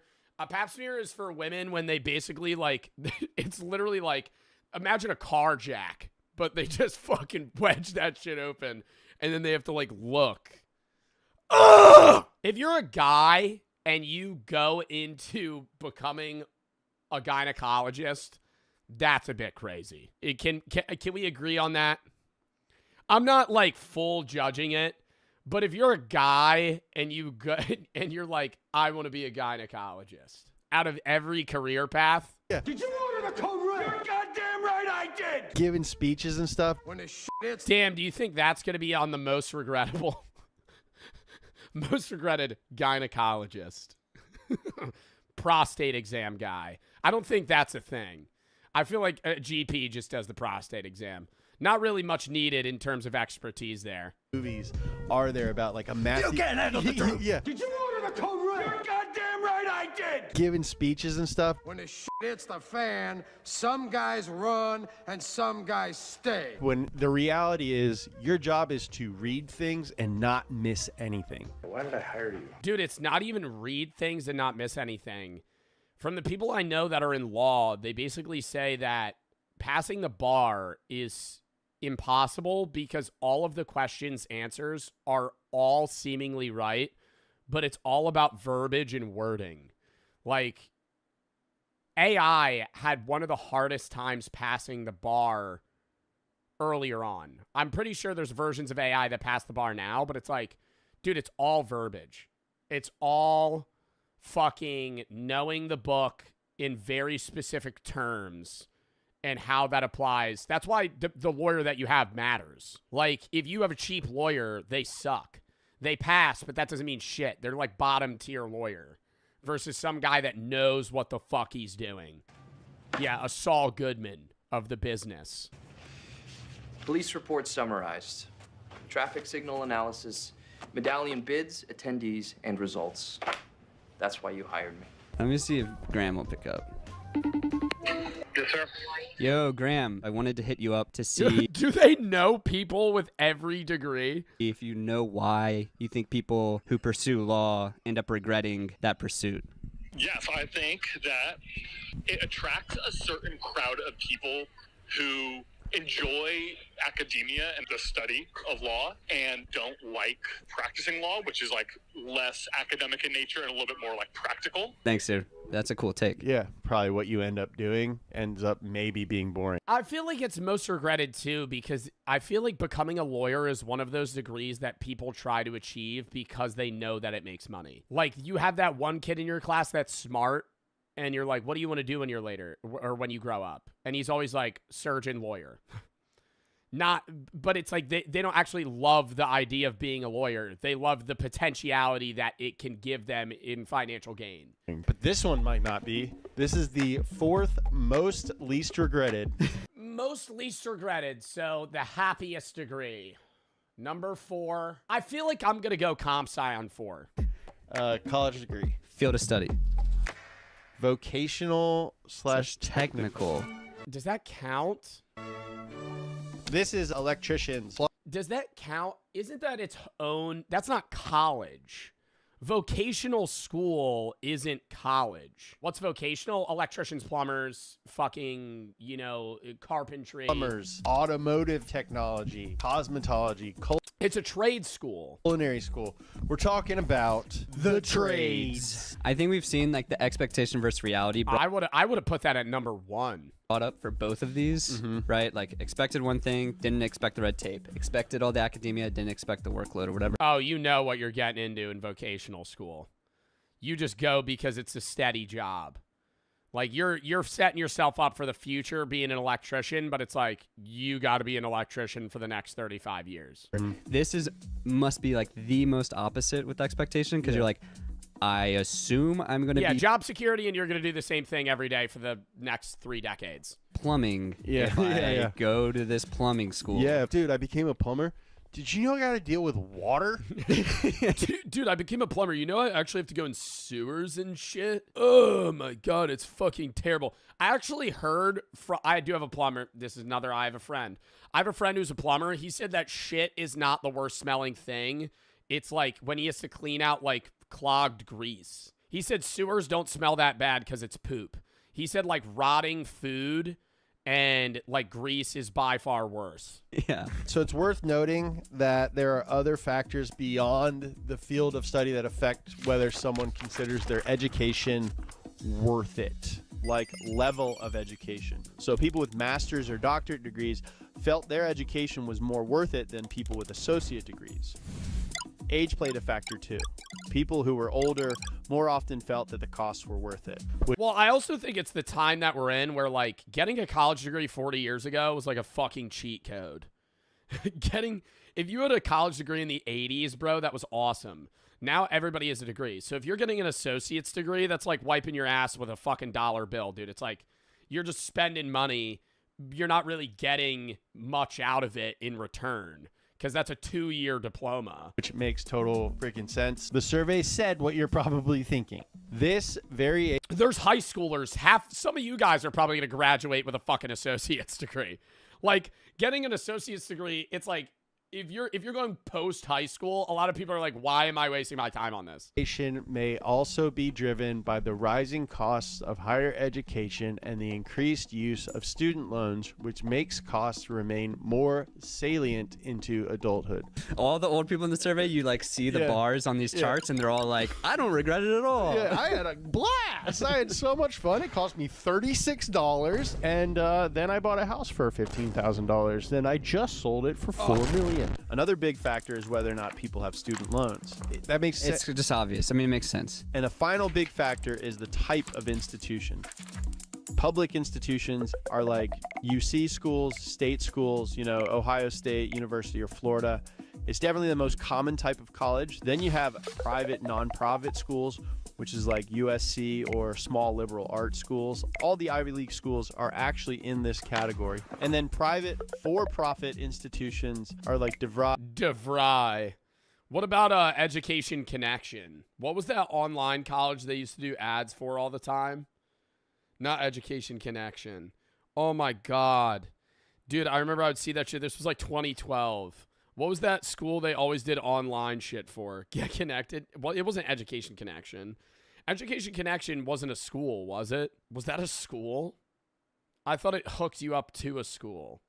Or for free, Purdue. University of Phoenix. They've kind of... ABC Mouse. You guys are not helpful at all. You're just typing Hustlers University. No, not Hustlers University. Not the fucking Andrew Tate fucking Discord group. Come under a lot of scrutiny. They have pretty bad graduation rates. Mm-hmm. I don't want to disparage people who graduate from DeVry, but... My interpretation is it's like the bank, which is not a perfect institution, versus the payday loan place. Yeah. Which is a less perfect institution. Up next, the third most regretted type of degree, life sciences. Sciences. Interesting. Life sciences. Oh, science that deals with life. We're talking biology. Biochemistry. Molecular. Really? I would have guessed that those were at the top.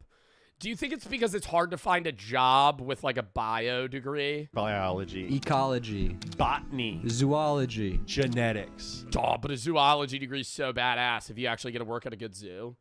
I've always said I think that's one of the coolest jobs. If you're able to like work at a zoo that helps endangered and injured animals, and it's not like a for-profit, like, dude, that's awesome.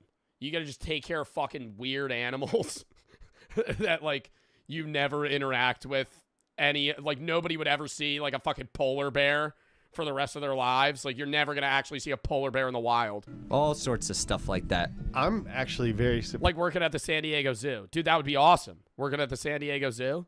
Working at fucking like any weird aquarium. Surprised that so many people... Oh, would that be a marine biology degree or a zoology degree? Regret going into this field. This seems like one of the fields that like, you know what you're doing. I'm going to go study plants. I'm going to go study dolphins. I'm going to go study the human systems. Let me see if Mooney picks up because, I haven't talked to this guy in forever. It's just kind of fun. I'm getting called old friends. He's calling a guy he hasn't seen in 15 years.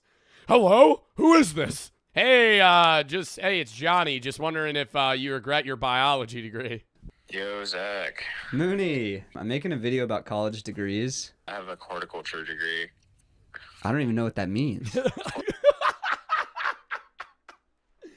Chat, guess what? What the fuck is horticulture? I feel like that has to do with something with like seeds or like not farming. Horticulture is like the dude. I don't know if you could get this anymore. You used to be able to get a degree in animal husbandry. You used to be able to get a degree in like animal sex. study of fruits and nuts. Oh, what? You could get a degree in the study of fruits and nuts. That is so specific.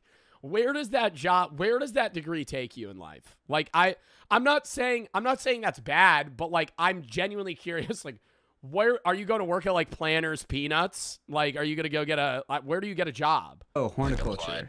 I guess the question is do you regret your degree? Maybe I'll just speak for like agriculture. Like if you work on a farm your whole life, like you don't really need a degree unless you're doing research. You're probably doing some like grunt work that you don't need a college degree for, and like the pay isn't great. And then I would say like if you're doing like life sciences, you're either teaching or you're working in a rural area. Yeah. Can't like live in the city, like. But you're happy with your degree? Yeah, I'm pretty happy with my degree. A lot of people don't go into research. Mm-hmm. But in my case, I did, so that's why it was useful for me. You got a PhD, didn't you? Yeah, I'm still doing my PhD. And you're like breeding apricots? A PhD in horticulture? Yeah, what are you getting? Hey, I'm actually a doctor. In what?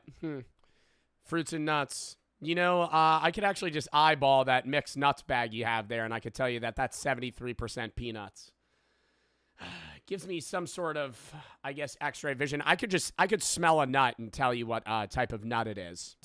I'm breeding hazelnuts. Oh. Yeah. He's breeding hazelnuts. That's the research he's doing? Resistant to, like, fungus or something? Yeah, exactly. Oh, that's kind of badass, though. No, that's actually kind of sick. Wait, what? He's, like, making his own type of hazelnut that can't die to fungus? No, that's actually awesome.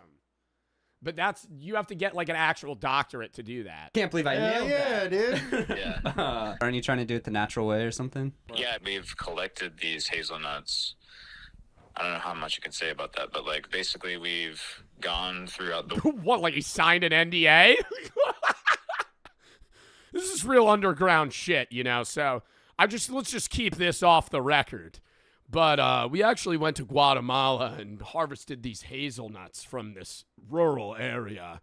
And they're like nothing I've ever seen before. I'm talking like a weird, dude, like their diameter is insane.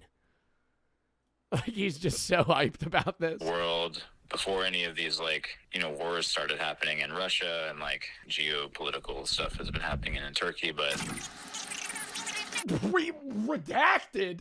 What? So he's harvested hazelnuts from communist Russia, and now that's like way before the Great Russian War that's going. Oh, what is he talking about? This is like an FBI redacted statement. Dude, he's a fucking researcher for fruits and nuts. But we do use molecular biology. I gotta keep shooting this video, but I'm gonna call you. Yeah, dude. Glad to hear from you. Thanks, bro. Awesome. See you later. Later. Dude. What a smart guy. Yeah, dude. And also, like, these wars in Russia and then geopolitical situation in Turkey. I don't know how much I can talk about this. I use molecular biology, but I'm making these, like, hazelnuts. So if you like Nutella, it's a lot deeper than it looks, dude. That's an example of someone who got, like, a college degree who's really using it in a way that you're like, I guess we do need educated people. I guess we do need that. Because even in fruits and nuts, do you think horticulture goes to like people that are trying to make it? Because I watched a whole video the other day at like 3 a.m. about how like the fruit at your local supermarket makes it there from like fucking Argentina. Do you think those are those people? Like the doctorates of horticulture are the ones that are trying to figure out how to fucking ship bananas all the way across the country without them rotting in a specific amount of time. Like you, to keep the world going. Like a very needed person for society, but some shit you would never think about. 100%. I think he brought up a good point. He went into research and went into like the actual sciences of it and like the development, I guess, of new plants. But a lot of people who go into agriculture go into it to like work in a farm or something. And I could see how those people are like, yeah, not what I signed up for. Yeah. I live in the middle of nowhere. I didn't grow up Yeah, it's more hands-on work than anything. doing this. Turns out I don't like farming. How do people find these jobs? Bro, I was just about to ask that. Like, it makes sense. Like, what do you guys want to go to college for if you're not in college yet? Or if you want to go to college? Most of you are probably going to say, like, something with business, maybe something STEM related. But they're all jobs that we know about. I have never heard of horticulture as a degree. So how the fuck did he go to college and be like, yeah, this is the profession that I want to get into? You got to wake up early, and it's hard to meet girls. Cool guy. Yeah. Mooney. Mooneyham. Shouts to Moon. And now time for a quick dog. No. He wakes up. Actually makes them feel good. All right, now for the third least regretted field of study, health. Bro, that's so many different things. Health, so like all doctor-related shit, like nutritionists or GPs. So this includes registered nurses, doctors, physical therapists. It's like life sciences, but you touch people and take their blood. My buddy Chris is a dentist. I would never want to be a nurse. I respect nurses a lot. You got to work weird-ass shifts. You do get a lot of time off, and you could, like, travel and make good money. I don't think I could ever put a catheter in anyone. I was going to say another man. I couldn't put a catheter in myself. I don't think I would. That's drawing the line. You got to clean up people's poop. Maybe assist in surgery. I couldn't assist in surgery. I fuck up the medicine. I don't know. Wipe people's butts all day. Bro, you got to do so much shit. You watch people die. It's sad. It's always sad. It's never not sad. And it's not like adrenaline not sad. Like if you're like a paramedic, it's high energy. Sad, you see shit, but it's high energy. RN, there's some high energy moments. A lot of it's like you're just watching old people die. Like, ugh. That's not a dentist. Your call has been forwarded. Oh, he blocked you. My buddy is a anesthesiologist. Okay. Anesthesiology is so scary. The surgery or the fucking insurance they have for that's crazy. Anesthesiologists are the people that give you medicine or like shit before surgery. Like when you need an anesthetic.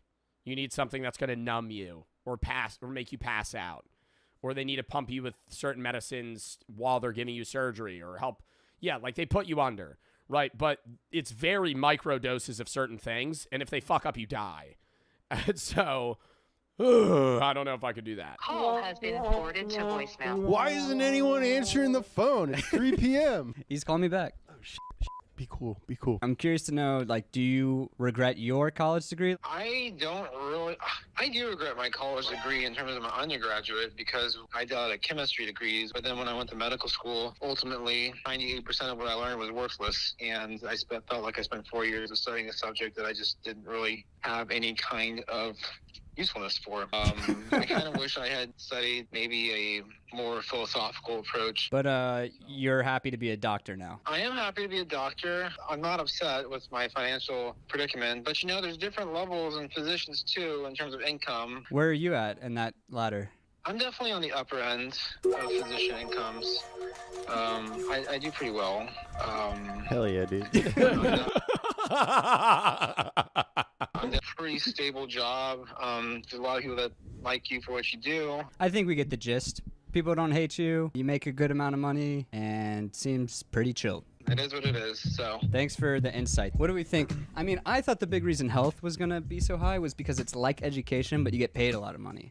Like, you mean it's... I thought it was going to be both morally, things. You feel like you're doing something good. Yeah. But then you get paid. Yeah. All right, so that's no surprise. The doctor doesn't regret being a doctor, but he does regret not majoring in poems or something. I think it shows that getting an education doesn't always have... Damn, that really does... That does suck, though, the thought that your doctor or surgeon could actually fucking hate their job. Not even in a neutral standpoint where it's like, okay, I'm making good money and I'm helping people. Like, I doubt every surgeon's like giddy to go to work, but you're meeting your fucking doctor that's supposed to be helping you, and right before he showed up, he was like, like dreading getting in his car and having to show up to help you. To be about turning it into a career. It is cool to just better yourself for the hell of bettering yourself. Yeah. The number 2 most regretted field of study is humanities/art. Humanities/art. That's me. You guys said that would be number 1. What the fuck is going to be number 1, though? Humanities/art. That's a lot. How embarrassing. I studied film, which was in that category. What is a humanity? Humanities include the study of history, philosophy, and religion. That's me! Number 2 most regrettable degree, chat. Do I regret it? No. What's my job? Twitch streamer. Did I do anything in the field of philosophy? Nope. Outside of my philosophy YouTube channel. Modern and ancient languages and literatures, fine and performing arts, media. Dude, it's because you don't make fucking any media. Don't they have degrees for social media now? It's not like you get a degree in social media, but it's a degree with something with social media. Dumbest degree ever if you go for that shit. Just fucking do it. Just fucking do it. What is this? Kai Cenat Streamer University? You're going to go to college so you learn how to fucking make an Instagram post? Like, just do it, right? I feel like that's bad news if you're like, I need to get a 4-year degree in fucking social media. Anyways, fine arts and performing arts, they get like, if you get a good job there, you get to travel the world and perform, which is really cool, but you don't make good money unless you're really, really at the top. And even then, your lifespan on being able to do it is so short. Like, if you're a ballet dancer or you perform in plays, really depends what, but like a lot of the time you might only be able to perform for like 10 years. Modern, ancient language and literature. I feel like literature ends up going into education a lot. Religion. Media. That's a lot of stuff. I got a degree in philosophy and religion. I don't know anyone that gets a degree in religion and doesn't become like a priest. If you're just getting a straight theology degree. Performing arts, media. Like, what do you do with That's a lot of stuff. What do you do with a straight theology degree if you're not going to be like a Catholic priest or teach religion? Teach theology at a school? Like, what do you do with just a theology degree? I could understand philosophy, because philosophy you could segment into like HR in a grad program. A lot of people get dual degrees with psych and become like therapists. Have to be lumped into one thing. Human experience. Human experience. And get more clicks. Kevin Dutton said it best. Psychopaths are social predators who charm, manipulate, and ruthlessly plow their way through life. So naturally, when you put these people behind a camera, they don't debate, they hunt. Take Jordan Peterson's interview with this bitch whose name I couldn't be bothered learning. He went there under the guise of having a friendly, cordial discussion about his new book. She ends up trying to tear him a new asshole, very unsuccessfully might I add, and saying to him minutes before going live, this will be quite the war. Sick, twisted, attention-hungry people. The more outrage they cause, the more views. And the more views, the more validation for people who feel nothing inside. Speaking of what's on the inside, number 5 is actually surgeons. The superheroes of the psychopaths. You need to realize, throughout medical school, these guys are trained to no longer view the human body as a person's body. They need to view it more like a machine. Different systems, different parts. I don't know. Could you say that like surgeons psychopaths? Or yeah, they probably have a higher level of psychopaths for sure, and it's also like a high level of, you know, success and money that comes with it. So I get people going into that field for the monetary gain versus like, you know, caring about saving lives. But I also feel like some surgeons that aren't psychopaths might test higher on low empathy ratings just because they've become numb to the job. Like, if you've seen 500 people die on a fucking operating table, like at some point it means nothing. Like, the weight becomes less. That's all. The people who do this the best, the ones who can completely emotionally detach. Just think about what these guys do on a regular basis. Slicing through skin, cutting through bone, operating on young children. And when it's all over, no crying, no celebrating. just moving on to the next patient. And one of the major attractions for those with psychopathic traits, you're basically playing God.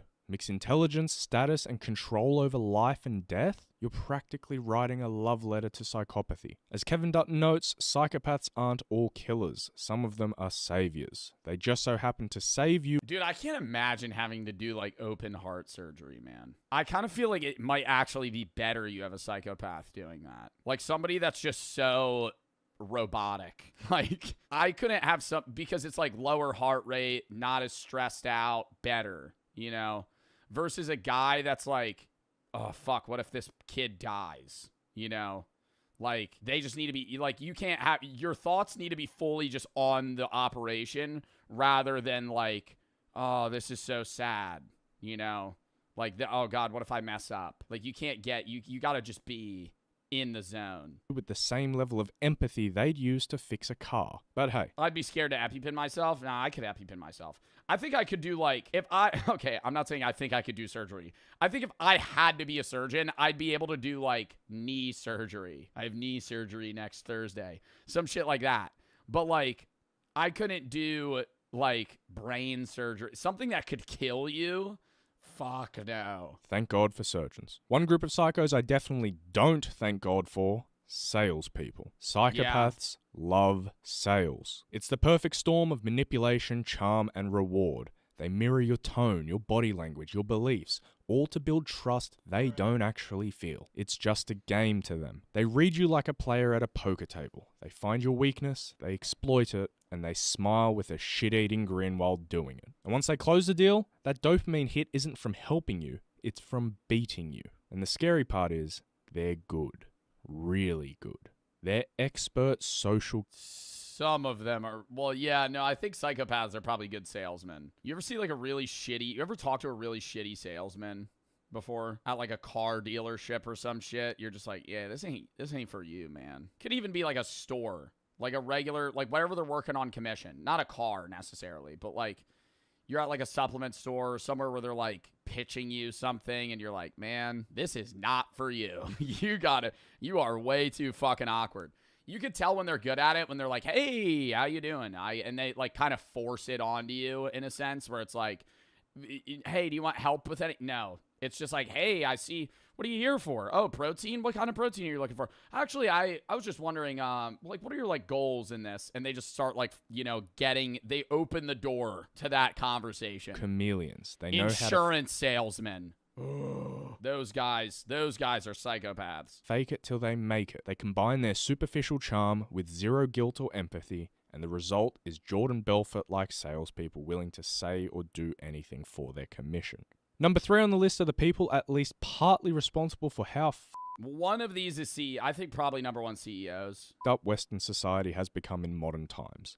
Media executives and journalists. If salespeople manipulate individuals, these pricks manipulate entire populations. The news industry used to be about truth. Now it's about Twitter account holders. Engagement. And engagement doesn't come from accuracy, it comes from outrage. Psychopaths love outrage. Remember, psychopaths have no empathy, no remorse, no guilt. They're pathological liars and they can be crazy ambitious. So in a world where attention is currency, they're willing to say or do anything to control. Like propaganda pages, like if you work for like a news media outlet that just spews shit. Your attention. Behind every breaking story is someone doing psychological calculus. How do we make people angry enough to click, scared enough to share, outraged enough to stay tuned? These people don't report the news anymore. They engineer it. And psychos love this kind of ecosystem because they don't have to pretend about caring for who gets hurt, who's defamed, or who loses everything. They're social predators who manipulate without remorse. Number 2 is lawyers. If there was ever a profession built to reward Never even thought about that. Yeah, that makes perfect sense.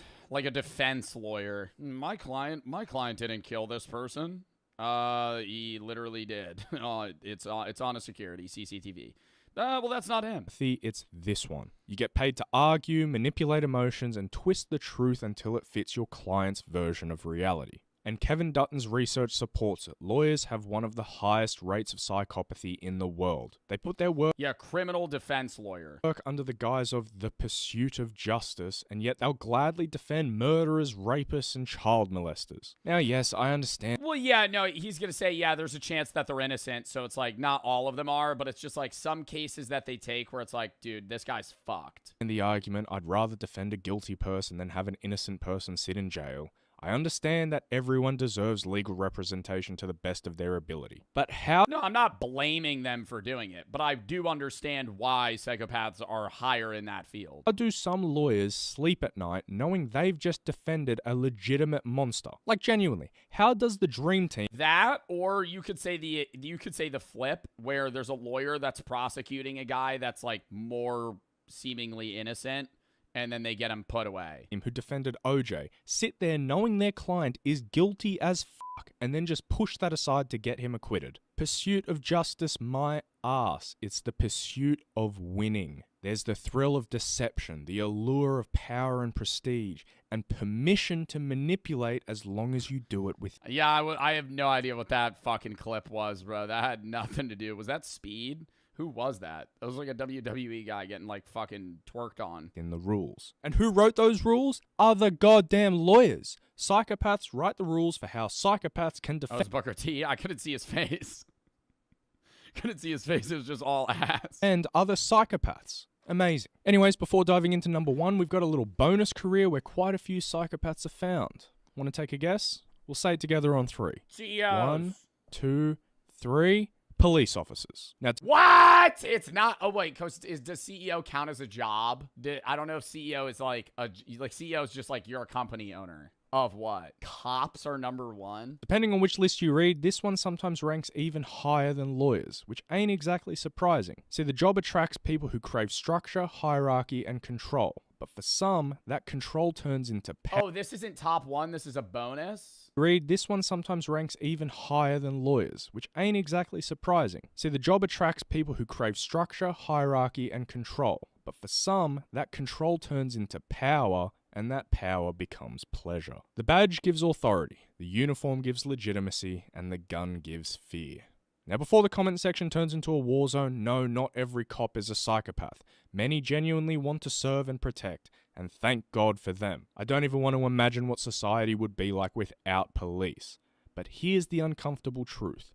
If you have psychopathic traits, being a cop gives you a socially sanctioned way to act them out. You can intimidate, command, and control and still be applauded for it. Kevin Dutton calls it the mask of morality, when psychopathic behavior hides behind a noble mission. Speaking of which, that mask, especially in today's day and age, is often worn so much by the guys at number one on the list, CEOs. Okay, I was gonna say it has to be. To me, this one's straightforward as hell. You really think Peter Thiel is a normal human being? Then you've got those fake altruistic— Oh, well, no, Peter Thiel knows about the Antichrist, so yeah, he has to be. I'm just a good guy CEOs like Sam Altman. This guy's a 40-something-year-old tech founder from Silicon Valley, and yet he goes on the Joe Rogan Experience and acts like he doesn't know what kind of effect Coke has on people. Is that something Coke makes people want to do? It seems to me like it just makes people like angry and chaotic. That fake naivety— Yeah, they always act dumb. Why do they always act dumb? Whenever they do an interview, it's like they try to act really stupid to seem like they're more like humble than they are. Like that's like billionaires in general. They'll like hop on something. They'll be like, oh no, like what, what is, but not, they won't be like dumb in the sense of like, oh, how much is milk? They'll be like, oh really? I don't understand. What is that? Like the very basic concept everybody knows about. What do you mean? Oh, cocaine makes you more excited and like hyper? Oh, I've never done that. That's Bro, you're worth $1 billion. You're telling me you've never snorted coke before, buddy? Get out of here, pal. You're probably one of the only people that could get access straight to the fucking source. No fentanyl and that shit. I know you do it. Exactly what psychopaths do. They disarm— Literally dead ass. Like if you're a billionaire, you're like one of the only people that could get access to like 1970s cocaine. Like you could fucking go to Pablo Escobar himself and get him to give you some shit straight out of the mill. You with sincerity they don't actually feel. It's all just a show to them. Studies have found that 1 in 5 corporate leaders show strong psychopathic traits. He's in jail. Pablo Escobar's dead. You're talking about, oh my God, what is his name? Not El Mencho. El Mencho's also dead. Who's the guy in like a Colorado prison? El Chapo. Sorry, I was trying to look him up. Joaquin Guzman. The same ratio as in prisons. Business at the highest level is war without bullets. You win by outsmarting, undercutting, or straight up swallowing the competition. And if you can do that without getting emotionally attached to people or consequences, you're rewarded with millions or even billions of dollars. The appeal to psychopaths is obvious. They're calm under pressure, can put on the fake charm when need be, they're utterly ruthless in negotiations, and they can fire a 1,000-person department without giving it a second's thought. And don't think you finance bros are off the hook. When psychologists collected this data, hedge fund managers and investment bankers were grouped in with the corporate execs. Superficial charm, inflated egos, no remorse, and manipulation to achieve their own ends.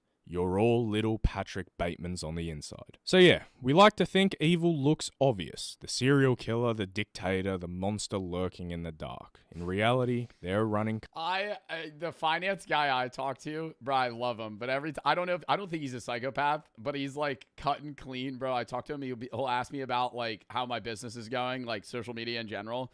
And he'll just be like, oh really, that's so interesting. Like 30 times in a conversation. Oh, really? Oh, really? That's so interesting. Tell me more. And I'll be like, yo, there's no way you're actually caring about this. Companies, hosting talk shows, writing laws. Oh, really? Oh, really? Every time in that exact tone. And cutting people up in all. I love him, though. He's so interesting. And when he says that, I giggle every time. In order to save their lives. Again, not everyone in these careers is a psychopath. Oh, really? That's fascinating. Obviously. But I've got almost 100k subscribers now. The statistics say around 1,000 to 4,000 of you are straight up psychos. I still love you all. Thanks for watching. Please remember to like, comment, and subscribe. And let's read the comments. How people make money is the name of the channel. As my cousin suggested some career options for me, and she said, wait, what? For me, and that jerk sent me this video. Oh my God. I almost misread that. Skipping words, not great. That's why I hang with engineers or blue collars in general. They just want to fix stuff. Bro's acting like every person in any category of that job is immediately a psychopath. It's like just a higher percentage. Politicians, medical field, it's full of them. Psychopaths are bred to run major corporations. The sheer lack of empathy that's required to lay off 5,000 people to a small town factory, go home later, sleep like a baby. Yeah.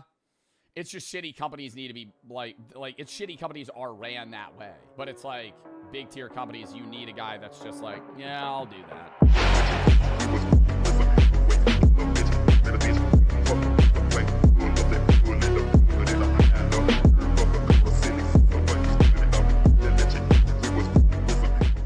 Trying the sketchiest gas station pill ever. This will be exciting. I think we finally found the sketchiest pill that has ever been made in the history of the universe and forever times.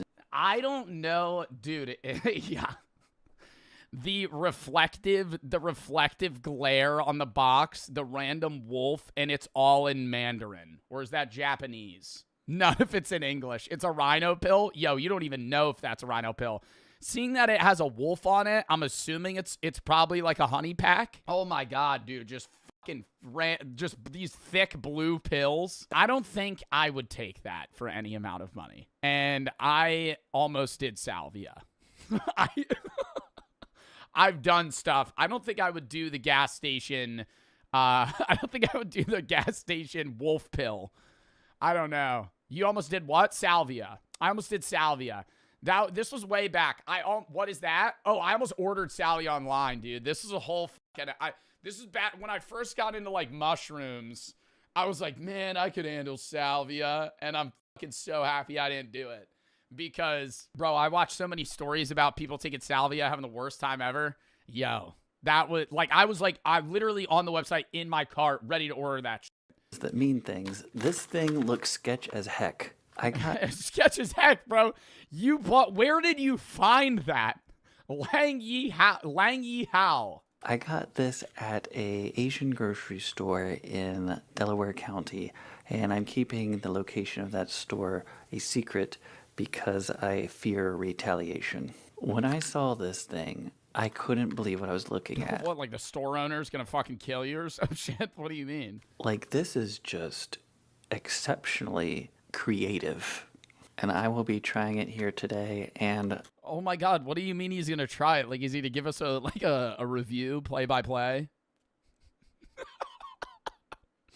All right, so we're taking the Lang Yi Hao gas station pill that I got from an Asian market. So I'm noticing some arousal to things that I normally wouldn't be attracted to. I'm going to see if some of my friends want to try it as well. Typically, see if your friends want to try it. You do a little group sesh.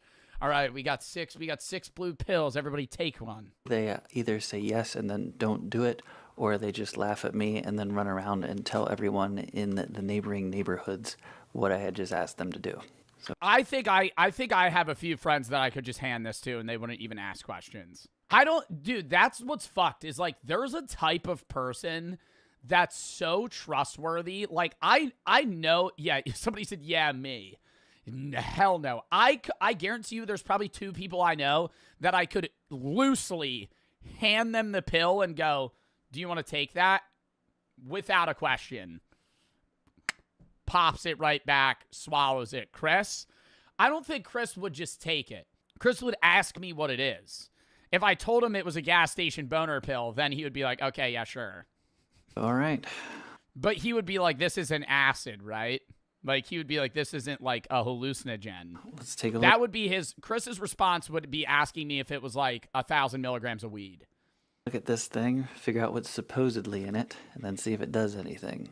I'm Grant Harding. I'm a licensed pharmacist in 4 states, and I like to review quirky little medications for you guys. You're a licensed pharmacist doing YouTube videos where you try gas station boner pills.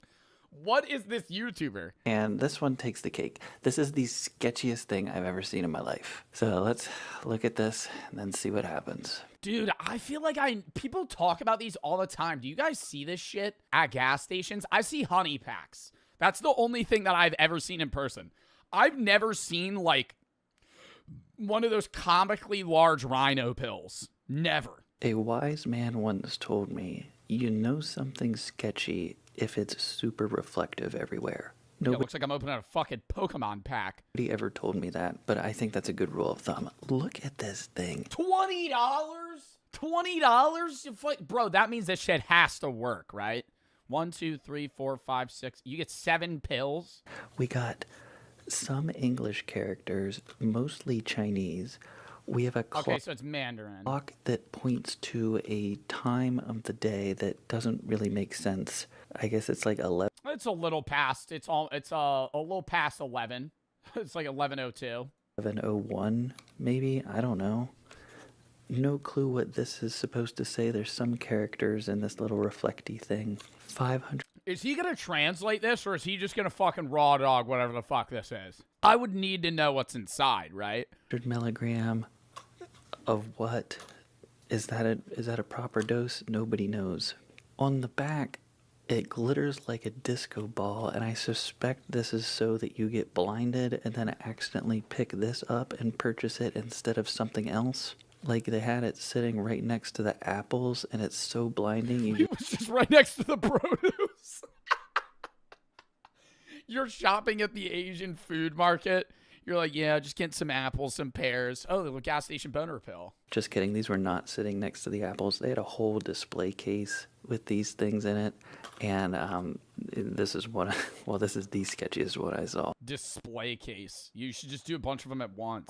If we try to translate it, it's... Oh, thickening, enlargement, and delayed type? Oh, fuck. It doesn't really do it right. Miraculous effects? Sick. So we got Wolf 1, okay. The Singapore race course is equipped with security cards. If I use... I think this shit would give you a heart attack. I feel like if you took this, you're gonna die. Like, I don't know. And how do they legally sell this? I understand this might be like a food market or like some sort of like stall that's open that's not like necessarily a specific place of business, but who are you buying this from that's like allowed to sell this to you for $20? Counterfeit ones. I will without signing something. Bear the consequences. Heavens to Betsy. I love it. Excellent. Thickening, enlargement, and delayed type. Okay. Oh my gosh. Take a look at this at the bottom. Miraculous effects. Okay. And is that a picture of the wolf taking the pill? Oh gosh. It's got this cool little indentation here, like a diamond on the wolf's tongue. That's pretty cool. On the back. It's just a laxative. That would be really funny. That'd be like a funny troll, though. You're like, hey, you want to take this? You want to take this wolf pill? You're like, hell yeah. You just start shitting your pants in public. Nobody knows what this says. Like it. The wolf is coming. Yo, no, you actually have to. You have to have the pea brain to take this, dude. New version of Wolf #1, the anti-counterfeiting card inside, used at your own risk. It just really doesn't translate. Oh, there we got a little bit. All right, new version of Wolf #1, the anti-counter. Okay, we get it. It's anti-counterfeiting. See, all this stuff gets all 1 hour before sex. Jumbled in this matrix of like weird colors and designs. What it Break says into pieces, or you're not even supposed to take a full one. at the top here is this product embodying the most advanced. Can invigorate yang. What's gonna bring out the dark side? Yo, what the fuck? Horsetail. Technology is a new generation of fast-acting, blood-boosting medicine extracted from various raw materials. All right, I would take this for the shits and giggles. Yo, I feel like this would make you vomit, though. Like, this can't be safe. Including deer whip, bull whip, ginseng, horsetail. And this can invigorate yang. Okay. Can invigorate yang. What the fuck does that mean? What the fuck does that mean? Like yin and yang? My God. Yeah, can invigorate yang. Yang is your aggressive growth size. Masculine, active, assertive, warm, heaven moment. Bro. Oh no, yin is dark. Yang is light. But it brings out the masculine side. There's gonna be some weird shit in it outside of the horsetail, bro. Unsure of the dose. It'd be like bull semen. Dose here. It says 1,500 milligram times 8 tablets. But here it says 500 milligram. So that would be 4 grams then, not 1,500 milligram. Yeah, this is. So the dosing's wrong. Might as well just take the whole pack. Legit, just a sketchy mess. Oh, sick.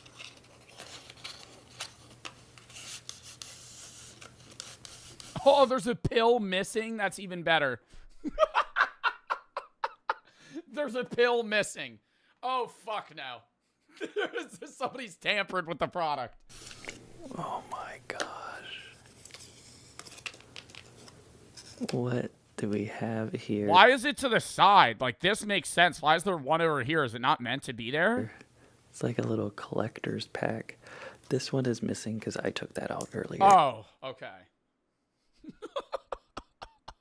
I was gonna say, brothers, I'm not taking that shit if I open the box and there's a pill missing. It was full. Somebody pop that shit out like you're using that Trident gum. Intact when I bought this.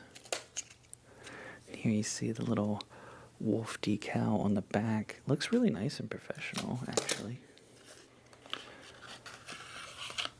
And in here we have our little trading card. I guess you're supposed to, you know, trade these with your friends. Lord only knows. Wolf 1.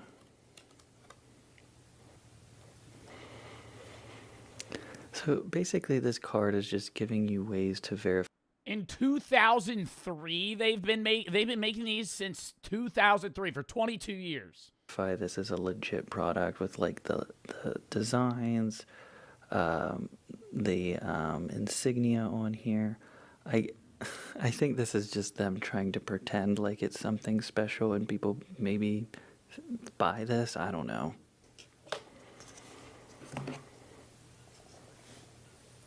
Bullwhip, ginseng. The drug effect can last up to 2 days. Yo, you would have to go to the hospital. You would have to go to the hospital. You take a fucking boner pill and it's rocking for 2 days. You would literally have to go. You would have to go to the ER. That's like not safe. Seahorse. 48 hours. Sea snake, starfish, etc. Oh! Seahorse? Seahorse, sea snake, and starfish. So they're just putting random animals in this, etc. What does that mean? There's not really...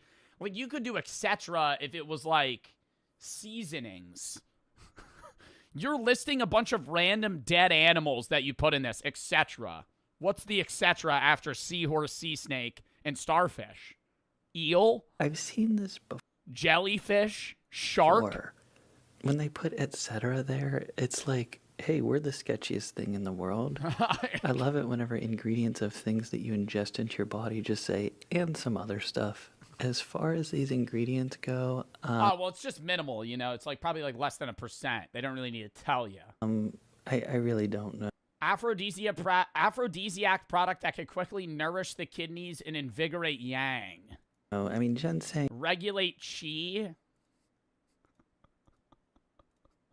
Regulate chi and activate chi. I mean, ginseng does help with energy. Yeah, they're acting like this is going to give me like a peace of mind spiritually. Energy. Bullwhip, I'm not really sure if that's a mistranslation or not. Seahorse, sea snake, starfish. Like, I can't imagine those do anything. I'm sure if you Google it, it'll say something or another, but I mean, it's just not really descriptive. Like, the way this is written, it's like there's a whole starfish in here. What kind of starfish, you know? It doesn't really tell you. Do not mix with any other medications and do not use again within 24 hours. Okay. But then over here, it says it lasts up to 2 days.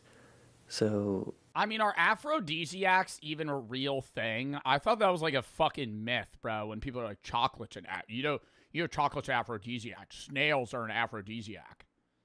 Every motherfucker, bro, that eats oysters. Anytime I'm with somebody who's eating oysters, you know these are an aphrodisiac. Thanks for telling me, man. In order to show you the full sketch dieselness of this, I have to break one open. Why does he have gloves on like they're gonna like fucking, it's gonna like burn through his skin? You're gonna take one of these. I have done this before, but look at this. So here's the pill. DL, it says on one side. Doesn't it kind of look like it was painted with like actual like house paint? Like not food dye. It kind of looks like you painted like an egg. And on the other, apparently. It's this very nice, pretty shade of blue. What does DL look mean? What happens whenever I break it open. This does not look professional to me. It's like baby powder. See, the breaking side is not like a uniform split. It's all jumbled, it's all crumpled. It doesn't look like the ingredients were milled well together. Like, I think it's missing agents that we add in real... Yo, I want to go to the factory so bad where they make these. Like, there is a place somewhere in China where they're at right now, they're manufacturing these. Like, they're like, and who are they selling them to? Like, businesses are buying these in bulk to fucking deal to people? Medicines to make them blend better, and I don't think this has that in it. Additionally, if you look on the side here, like where the blue paint meets the white chemical structure, or supposed... Yeah, it looks like lead paint. It's very clearly just painted on here. Like, these are just tablets that they made, and then they dipped it into some dye. It wasn't, like, actually coated or anything. Although those things in and of themselves aren't necessarily bad, it's just not consistent with a well-made product. So this is like getting... I love how he's reviewing this like it's the new iPhone. Like, we're 8 minutes in, he hasn't taken it yet. He's like breaking it open, looking at all the ingredients. This is not a well-milled product. I could tell they didn't really put their heart and soul into this. Sketchier the more I look into it. I can't wait to take this. You think he's ever done a rhino pill? Before I ingest this supernova of serenity, I want to take my blood pressure first. This is something I've been doing to try to see if there's any like physiological effects at all going on here. So I got my little blood pressure machine here. Let's test it out. This is a baseline. So 137/87, 114. Not bad, not great. teen heart rate. That's Could a be little bit lower high for me. Yeah. But that's what we're at right now. I got another Oh, one of no. these taken out here. Okay. The blue mystery pill all the way from the east. Oh, the Steelers mug. I thought he was going to chew it. He just dies. Just on the spot he takes, he's like, ooh, that didn't feel good. It just turns green. Have I made a grave mistake? This is so weird. Okay, well, the good news is... Bro, I would be like nervous, man. This would, I feel like after taking this would feel like the fear I had like the first time I've like tripped. Like you're just like, oh fuck, what's gonna happen? We finally got it ingested. The bad news is I have to go meet my friends now. What? He had to go out to, bro, you're going to a bar after you just took a rhino pill? The equivalent of, you just took a wolf pill, you're gonna leave your house? Nah, that's insane. You guys ever chug a bottle of NyQuil? Oh my god, is he doing stand-up? Posted a video of it the other day and someone messaged me and said, mentally challenged. Oh. I said back. All right, but this bit would be really funny if he was just like, you know, just rocking a stiff. He's like, he goes and does the worst bit ever. Yeah, tough crowd. Does the worst bit ever after the rhino pill. Challenge accepted. Oh my god, nobody's laughing. That was not fun at all. You know what this... You didn't have to do that. What is that a part of the experiment? You just made yourself go do stand-up. second worst feeling in the world is? Standing on stage and having a crowd of people laugh at you. You know what the worst feeling in the world is? Standing on stage and having no one laugh at you. Oh my gosh. I didn't even get to talk to my friends. Hardly any of them were there. I kept asking people if they wanted to try my sketchy Chinese pill, and they all... Oh my god, this guy at a bar walks up to me and is like, you wanna eat this? See, now that'd be kind of scary. This dude just pulls up to you at a dive bar on like a fucking Thursday. He's like, you want to take this fucking wolf pill with me? I just popped one 30 minutes ago. No, I think I'll pass. All said no. They looked at me like I was crazy. Like, I just want a friend to try funny pills with, and none of them would do it. They were just like, oh, that's weird. I asked one guy, and then I asked the second guy, and then the first guy saw me asking the second guy, and he's like, did he just ask you? And he's like, yeah. He's like, you gotta stop doing that. That's weird. I was like, oh my god. He's just walking to every guy at the bar being like, you want to take this wolf pill? Yo, there's no way. And then everybody at the bar knows who he is. Oh, stop. Like, a guy can't have hobbies? Like, what the heck? Then I got on stage and it just wasn't funny at all. And the pill didn't do anything. I don't even care enough to take my blood pressure. I mean, I will here It didn't do anything? just for scientific purposes, but it did absolutely nothing. I'm just really grumpy and upset because I just wasted a whole evening. Wasted a whole day, really. Give it another 45 minutes. It's gonna invigorate your yang soon. Expecting so much out of this pill. I wasn't gonna activate your chi. even hungry. I couldn't even eat good food when I was there. Like, literally nothing interesting happened at all. Stupid pill. Getting everybody's hopes up. 130 over 79, 106 heart It dropped his blood pressure. rate. Yeah, it was a dud. It was a scam. I got scammed out of $20, man. Oh my gosh. Like, what's wrong with the world, dude? Like, a guy can't even have fun anymore. Well, hopefully the next one's more. Why is he so bummed out? He's like, he like really wanted that pill to work. Bro, what was the ideal high that you would have had from that? You wouldn't even have felt anything. It would have just made you hard. Like, what? fun. This one, major thumbs down. Major thumbs down. What else is this guy taking? Oh my God. Exploring the world of animal medications? Is he just taking pills he's finding at Tractor Supply?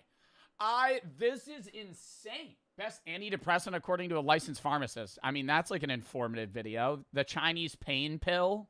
Oh, I've clicked on this one. Pharmacist tries 2 honey packs. This was the result. I feel like I remember seeing this. Takes gas station pills, freaks out, then calls the courthouse. Yo. What the No. heck That is... No, that's not the whole pill, right? is this? My goodness, I've never seen something more comical before in my life.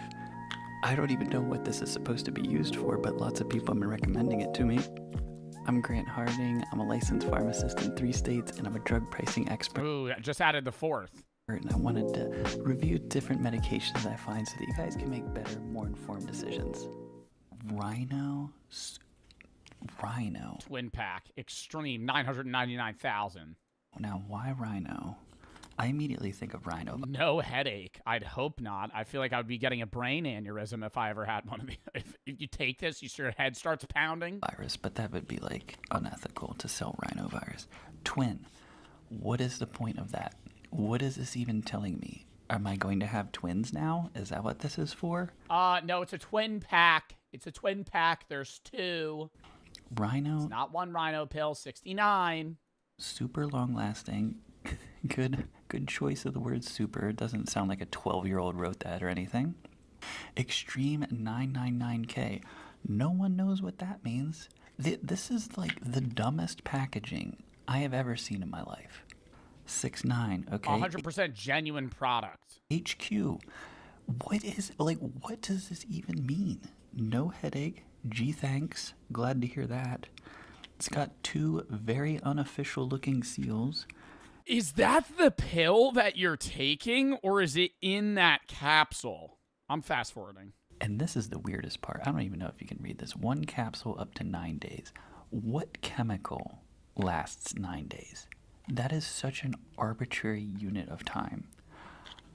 I have no idea what this is. I don't even know why people wanted me to review it. Meth. It's just a tablet of meth. I'm not impressed, and I hate this packaging. Joe really wants to see a boner? No, I want to see... I've never seen a guy take a rhino pill. Like, it literally has this image of a rhino, and then has the same one right here. Like, this... Again, did a 12-year-old design this? Like, I have no idea what's going on.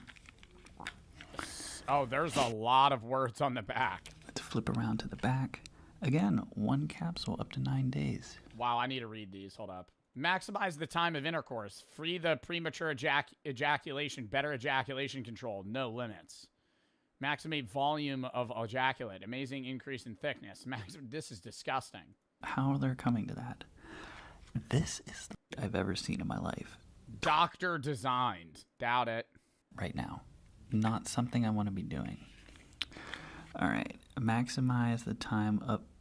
This is supposed to be. Diet enhancement. Like, it's all just... right, let's break one of them out.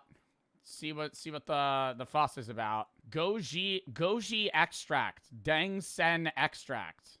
Attractiolites. Cinnamon. Kasuda. Dangui. Licorice. And whatever you want to hear, you will... What the fuck is that? Find that Dangui is good for insert X, insert Y.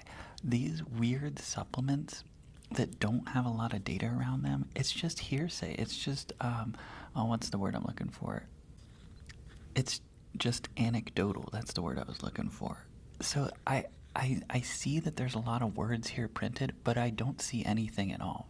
Yo, that shit doesn't expire for fucking 4 years. You know what I mean? There's a lot of words on the company, and they got into some trouble from the FDA. FDA warns consumers to avoid rhino pill enhancement products found at retailers because of undeclared and potentially dangerous drug ingredients. Now, I'm going to have the take that I don't think the Food and Drug Administration needs to put out a warning that you shouldn't take rhino pills. Like, the packaging looks like it's a product from Five Below. does it not? That looks like you would get that at a Spencer's wall for $3.99. Got its own little door flaps. I kind of like that. That's kind of cute, honestly. Okay, so let's quit screwing around here and get to the... Are these suppositories? Wait, does it say? Oh my God, you have to shove it up your ass? Stop. Say? I mean, it technically doesn't say how you're supposed to take this, so they could be for all I know. I guess you got to do one both ways. Oh, okay. It's its own little case. I see. It's like a cigar case, kind of, for a pill. Seems a bit excessive, but You're supposed to swallow that pill? That pill's huge. I'm here for it. Very, very extra. I like that, actually. That's kind of cool. It's like a little carrying case. Like, you just carry this around. What else could I put in here? Does anyone have any ideas? What else? I might save this case and use it for something. Cocaine. I don't know what yet. So this is a unmarked purple pill. Not exactly the most exciting thing, but I liked that case. That case was exciting. So let's open this bad boy up and see what's Open one, take the other. actually inside. It's like a green. He cracks it open. He cracks it open like a green liquid spills out and it burns through the paper plate. There we go. Okay. Oh Ooh, no, okay. Same prop. Ooh, wait, why does it look like pellets? Oh, all right. We got some powder. Oh, that sounded like plastic. That pill case is would that dissolve in your stomach acid? Wow, very nice.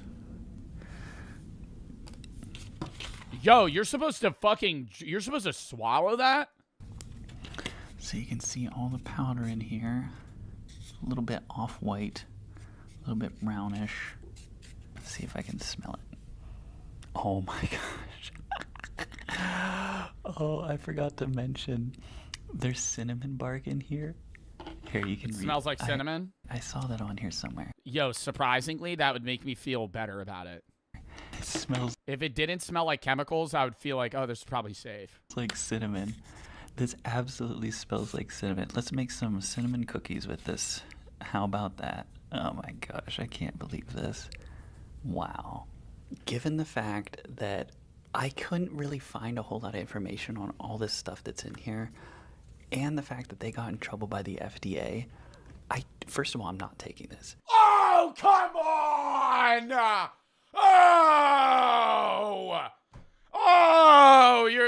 You fucking kidding me? Second of all, doesn't mean I can't ask someone else to.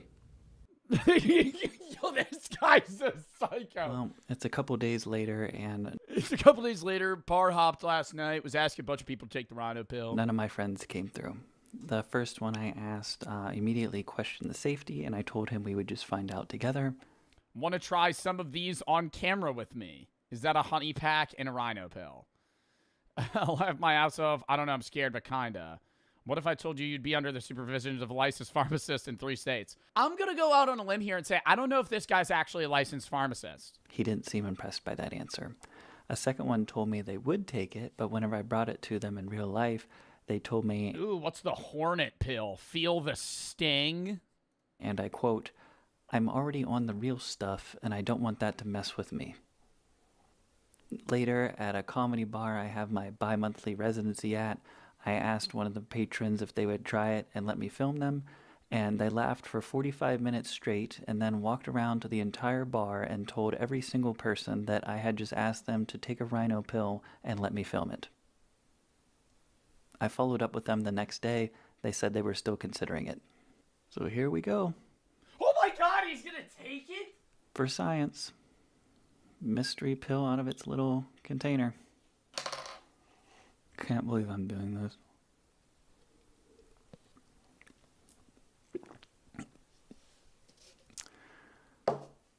Well, let's hope that was safe and effective.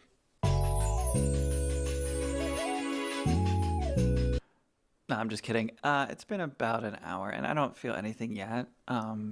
So I guess we'll check back in a little bit here. It's been probably about 4 hours now, and I went to the gym, and I didn't feel any different in the gym at all. Came home, I was super tired, and I took a really long nap, like a 1 hour long nap. And now I'm just reading a book, and it was Reading a book. You're reading the Bible after you took a rhino pill. like this whole experience was just a bunch of nothingness. It does absolutely nothing. This is a scam. This is junk. Bros, and they're charging like $20 for that shit? That's insane. Taking a rhino pill and reading the Bible is top tier comedy. Larger, harder, stronger, I don't even know what that means. Work ethic. I love how he constantly talks like mom could barge into his room at any time. He's always whispering. Crash Out's got licensed pharmacists in 3 states and one of the other country's leading drug price experts to get zooted on a rhino pill. Anything's a suppository if you try hard enough. Oh, God. Count me down 30 seconds. I'm going to piss, then we're going to hop.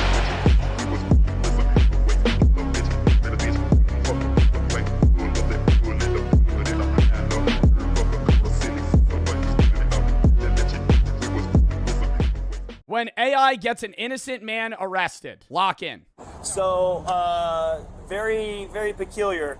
Peppermill has this pretty sophisticated artificial intelligence software that analyzes faces of previous trespassers. And they did a 100% match on this guy who, whenever they trespassed him before, presented an ID that had a different name. They look like the same exact guy. I'm not Mike. I don't know nothing about Mike. So either he is who he says he is and he's not have ever actually trespassed, which I doubt because their software's pretty cool.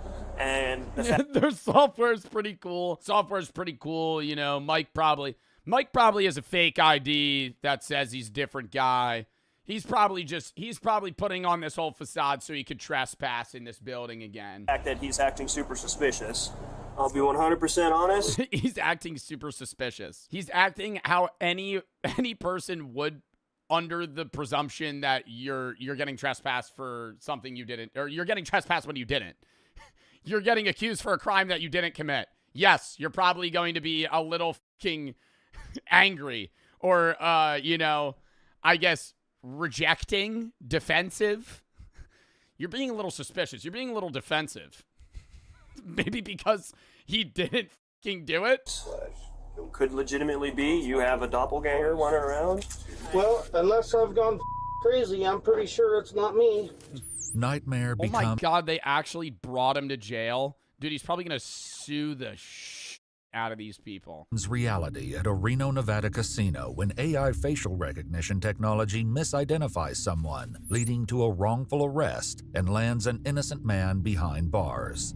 I don't want to say that this is good for him, because this sucks. Like, this shouldn't happen to anybody. But isn't he going to get an absolute bag?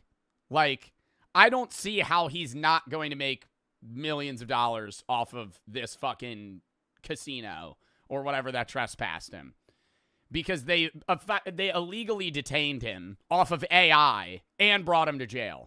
What good is the ID? And he showed identification, right? He proved he was who he says he is, and they still just arrested him. Then why do I even carry that mother? The following is based on official police records, and the footage has never been seen before until now. Please. I don't understand why they can't just scan his ID. Don't cops have that, like, in the system? It'd be different if he had a fake ID of a person that didn't exist. You know, they're like, this, hey, here's my ID. They scan it, it bounces. And they're like, this isn't a real person. Versus him literally being like, he's like, dude, I'm not Mike. This is who I am. And they scan it, and they're like, oh, yeah, no, that's you. Note that all persons charged with a crime are presumed innocent unless and until proven guilty in a court of law. On September 17, 2023, the Peppermill Casino calls the Reno Police Department to report that a trespasser has unlawfully returned to the casino. They report that they have the man in custody, but he's claiming... Yeah, I don't think it really helps that AI is scanning images of this guy in 240p. Like, he has a very regular white guy look. You know, I don't think AI, a very sophisticated AI system, to go by an entirely different name than the man they've previously trespassed. Officer Richard Jagger arrived. White guy in a black shirt. ChatGPT, 100% match. 100% match. That's him. Arrives at the casino at 5:48 a.m. Hola, ¿cómo estás? What? Oh, thank God you're here. The man declaring his relief at the sight of the officer is 40-year-old Jason Killinger, who is accused Oh my God, no. And he's happy the cop's there because the fucking casino security fucking detained him. So he's just been sitting in the back room like, oh, thank fuck, the cops are here. trespassing at the Peppermill Casino. So, oh my God. What's going on? So we got this system-generated alert, prior trespasser. Okay.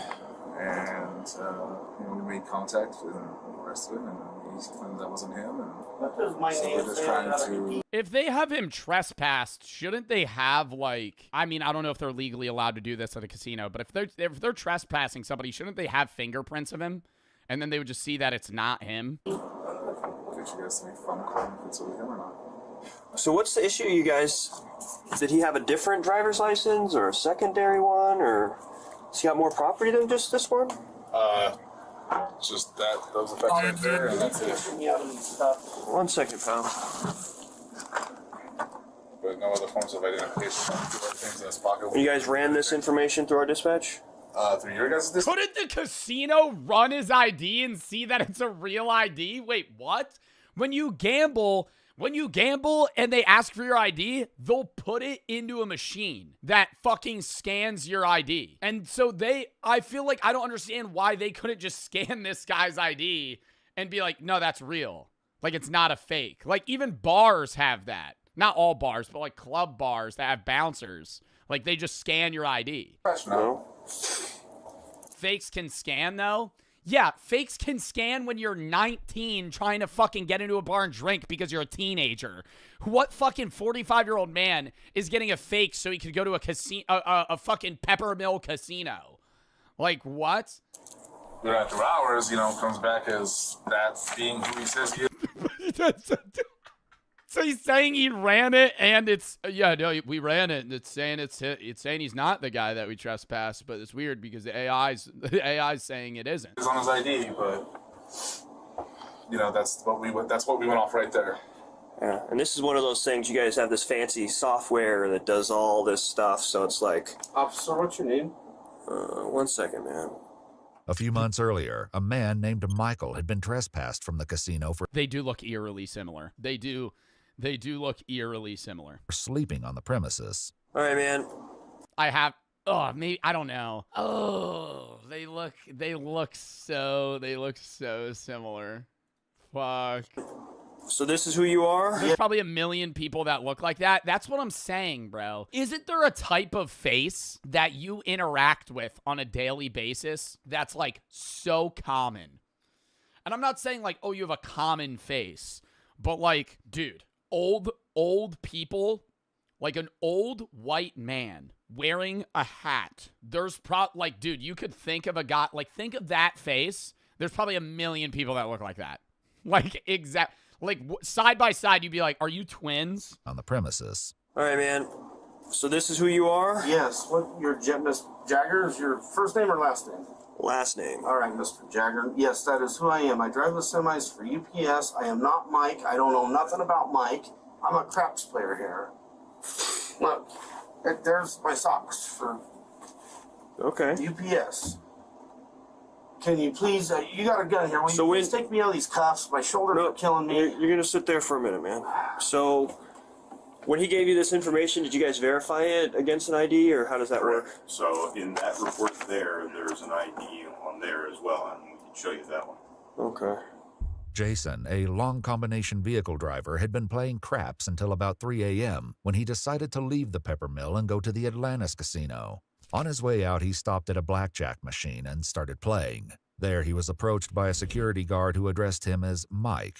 When Jason clarified that he was not Mike and presented the guard with his driver's license, the guard apologized and walked away. Should have been it. Yo, are you Mike? No. Can I see your ID?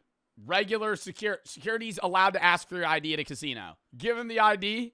Oh, okay, sorry. Walks away. However, how does it keep going? Jason attempted to leave, he was surrounded by security guards and handcuffed. He was told that he was under arrest for trespassing. I just need a break. My shoulders are killing me. What do you think the actual Mike got trespassed for? Just being like belligerent, like getting too drunk at the casino. So that's the ID that he presented. Oh, it said sleeping? Sleeping? You get trespassed for falling asleep? I go to Atlantic City, and there are people that actually piss themselves at the slot machine and keep playing. But if you fall asleep, what, like a homeless guy? Hey, look at the nose. Yeah. Huh. Weird. Very weird. Right, let me snap a picture of that. I'll run both names. The casino's AI facial recognition software positively identified. Nah, actually, when you do look at it again, it's this guy's skull is wider. Jason as Michael, the man they had trespassed. Let me step out this way, I get better reception. Yeah. The only thing that was weird is that we'll have to, lift him up and see how tall he is. Yeah. They didn't measure his height to see. That says he's 5'9", and that says 6'1". Yeah. Oh my God. I mean, why did they even call the cops? I feel like that is 5'9" and 6'1". What? I'd be like, yeah, let's just measure me. The guy's 5'9". I'm not 5'9". This isn't the only difference between Michael and Jason's IDs. All right, now that I'm seeing both of their IDs, they look nothing alike. Like, these are clearly two different people. Oh my God. Jason is listed as 7 years younger than Michael. He has blue eyes. He's 7 years younger. He's fucking, 4 inches taller and 50 pounds more. And says that he weighs 50 pounds more. As well, the signatures are different. In his report, Officer Jagger wrote, quote, "The associated demographics on each driver's license were fairly similar, with the only major distinction being hazel and blue eyes, which are by their very nature similar eye colors and are dependent upon lighting." And the pictures are... Imagine Jagger goes to the guy, he's like, you get that leg lengthening surgery, boy? So you put on a few pounds, change your eye color. You're wearing fucking contacts, aren't you? I bet you fucking got that metal rod shoved in your fucking leg. That's why you're 6'1", just so you could come back to the pepper mill, eh? Harry, I mean, the nose... Right. You want to keep playing fucking craps? I bet your dumb ass wants to... I bet you have plans to fall asleep here again. And then we have our... Call you a little napper. Our new system, our new facial recognition system, and that's what it's telling us. It's telling us that it's looking at it, and it's doing that. And then there was another one that came up when he was at the RTRK, which is one of our better cameras. This is right before we arrested him. We looked at it and said, that's him. 99.8%. Dude, from the imagery, it does look like him. And it came up 100%. Okay. 100% match. Yeah. So the software's saying it, it's legit. Right. And it's so he pretty damn accurate. So either he presented a fake AI from 2023. I feel like AI from 2023 was not that good. A fake identification the first time, or he's presented. When was like the Will Smith video where it was like he was eating spaghetti and it looked really bad? And it now, even if I feel like that was like 2022, 2023. He had a twin, it wouldn't be 100. Not 2020. AI did not exist. Like AI in the way that like AI generative video AI. That was not a thing in 2020. 100% on the facial, right? I wouldn't think so, but I don't know, because they say twins share DNA. Facial recognition, not generative AI. Yeah, well, I'm just saying, like, the scaling of AI in general. Right. But, I guess it depends upon if they're identical. I've seen identical twins where it's like, moms can tell them apart. Right. So I mean, are these two people fucking stupid? He has an entirely different first and obviously different first name. He has an entirely different last name. Why are they saying they're fucking identical twins? The thing that kind of made us feel suspicious, or us managers, was right after our officers made contact and they saw the ID that he's presenting today. And they're like, okay, it's not the same guy. He immediately gets up and starts cashing out, like running for the door. I'm like, okay, if it really wasn't him, why is he running for the door? Why is he getting ready to leave? Jason probably vibe killer. He was gonna leave anyway, playing a little bit. That might be like a gambler sign to leave. Genuinely, you're at a casino, bro. People take signs to leave and gamble, or stay, or go to another table, bro. Like a dime could fall on the floor, and they'd be like, "That's a sign. I gotta bet it all on 10." You know, some shit. You know, the security guard walks up to him. Hey, man, what's your ID? You know, I'm probably going to call it a night anyway. And would later explain that earlier that Fucking night, 3 in the morning. he played at the Legends Bay Casino, the Nugget Casino, and the El Dorado Casino before Yo, okay, this guy's a gambler. This guy went to 4 casinos in one day. arriving at the Peppermill around 11:30 p.m. He God damn. claimed that each time he was up $200, he would move on to a new casino. And Nah, that's a fucking strategy, though. Because it forces you to pull out. Like, you don't keep going. Wow. just before his arrest, So he's up $800. he had made $200. He also estimated that prior to the 16th, he had gambled hundreds of times at the Peppermill without incident. After speaking with the Peppermill employee, Officer Jagger calls to check the police records. Yo, I wish I had that mentality, bro. Because there's been so many times where I am up at a casino and I keep gambling and then I lose it all. Like, if you have a hard set, this guy has a hard set limit that he leaves. Wow. And then it's like a refresh, new area. If you lose it, all right, you're even, whatever. Versus like, dude, if I pull up with like $500, I'm not leaving unless I'm up like $2,000. Like, bro, because I'm like, yo, I'm not walking out of the casino up $100. If I come in with 5 and I'm up 100, what a lame ass fuck it. I leave the casino, yeah, really cashed out big today. Really ran them for their money. I profited 1/5 of what I came in with. I gotta be up double. Curious situation. I'm trying to positively identify somebody who may or may have or may be using a fake ID. So I've got 2 names, 2 Nevada driver's license. What's the most you've ever won? Online gambling or regular gambling? Most I've ever lost in a day, $2,000. Most I've ever won in a day, $2,500. I'm not like Aiden Ross, bro, or XQC. I'm not like going out there fucking throwing $100K on the table. I'll be up or down like $1,000. Numbers and all that. If there's a chance. You lost 8K to Jason. That doesn't count. That's not, bro, I'm saying casino gambling. Yes, okay, all time, yeah, I lost $8,000. Which jobs have the most psychopaths? Somewhere around 1 to 4% of the general population, but in some industries, they represent over 20%. If you thought they'd be busy Managers, no. It's got to be like CEOs. Has the most. Streamers? Streamers probably has a pretty high rate of psychopaths, sure. Streamers, maybe social media in general. But I think like CEOs, CIA, yeah, like a lot of jobs that need like no empathy, where you just like fire people, kill people, and not care, like working in dark alleyways or cutting people up in basements or chainsawing pretty young girls so you'd be safe in your smelly little office cubicle. You're wrong. Blackjack dealers. Blackjack dealers. 7-card 21. Good luck next time. Reshuffle the cards. You flip a fucking 2 queens. 2 queens, perfect pair. You didn't bet it. 20, I'll stand. You go.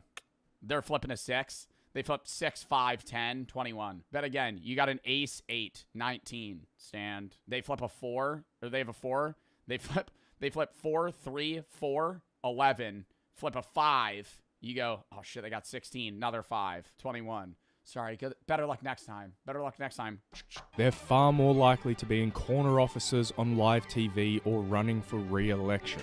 Because while some careers reward empathy and compassion, others reward manipulation, power, and control.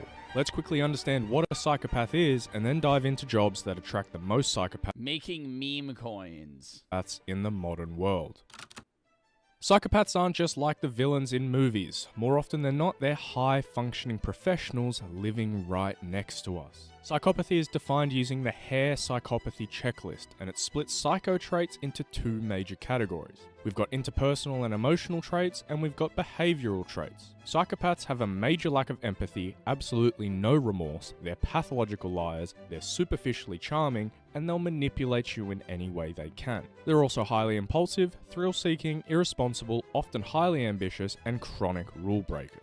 In practical terms, a psychopath can fully understand what they're doing is harmful, they just don't care. Neuroscience studies back this up too, showing they're simply built different. Their amygdala, which processes empathy and fear, runs on low power mode. You put that kind of person into the workplace and what happens? you suddenly have a predator in an environment built for cooperation. They play office... Well, they would still experience fear in some way, right? I never knew that psychopaths have a lower level of empathy and fear. But could you have the reverse? Like, who's the guy that climbs those towers? You know what I'm talking about. He free climbs towers in cities. What's that guy's name? Alex Honnold. Is Alex Honnold a psychopath? I don't know. Alex Honnold is a thrill seeker that has a low level of fear, but that doesn't mean that he has low empathy. He might just have like a fear disorder. It's politics like it's life or death. They see colleagues as stepping stones, and they climb the ladder fast because they'll do things normal people simply won't. As Professor Babiak's research shows, certain careers act like magnets for psychopaths because they offer exactly what these people are looking for. Dude, I can't escape Anton Chigurh. I'm serious. Ever since I've watched No Country for Old Men, I see Anton Chigurh every single day. Every single day, I see Anton Chigurh. He's like the most popular figure in my day-to-day life. For status, power, and the... Who is that? This guy. Anton Chigurh is a character in No Country for Old Men. He's a psychopath. Because they offer exactly what these people are looking for. Status, power, and the ability to control others. So, yeah, it's usually like higher power positions. That's why like CEOs are a higher percentage of psychopaths. They're not 80%. It's just like there's a higher... If psychopaths are 1 to 4% of the population, that's what he was saying. Like CEOs might be 20. 20% of CEOs are psychopaths. There's a higher concentration. Are they? Psychopaths thrive in systems that reward the worst parts of them. So give them status, power, competition, and the ability to manipulate people, and they'll rise. Well, control and leadership as well. Like, psychopaths are not inherently bad people if they control the bad aspects of their personalities, right? Like, that's one thing that needs to be said. Like, when you think of the term psychopath, you think of, like, serial killers and fucking American Psycho. Like, the average psychopath is a pretty normal guy. Like, he might be a dickhead CEO, but you're not in your head going, he's a psychopath. You're going, he's just kind of an asshole rich guy. Like, he's just like a dude on the street, you know?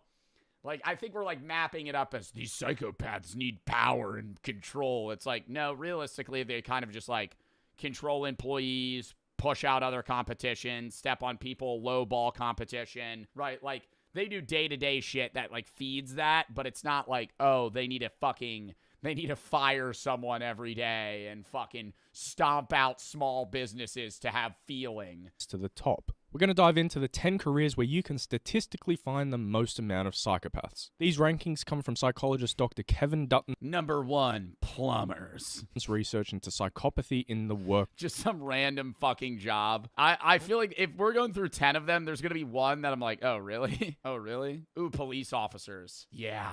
I didn't even think about that.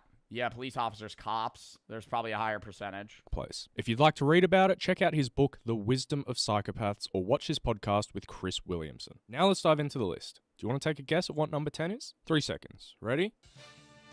Okay, well, see, here's what I'm pausing. Because number 10, like, I think I could guess jobs that are on the list. I think CEO's number 1. But, like, number 10, something that has, like, fractionally more psychopaths. Managers. Not a CEO. A manager. A manager of a local McDonald's. He's a power-hungry psychopath. He loves making you clock into your 9 to 5. He gives you the days that you don't want to work. He makes you come in.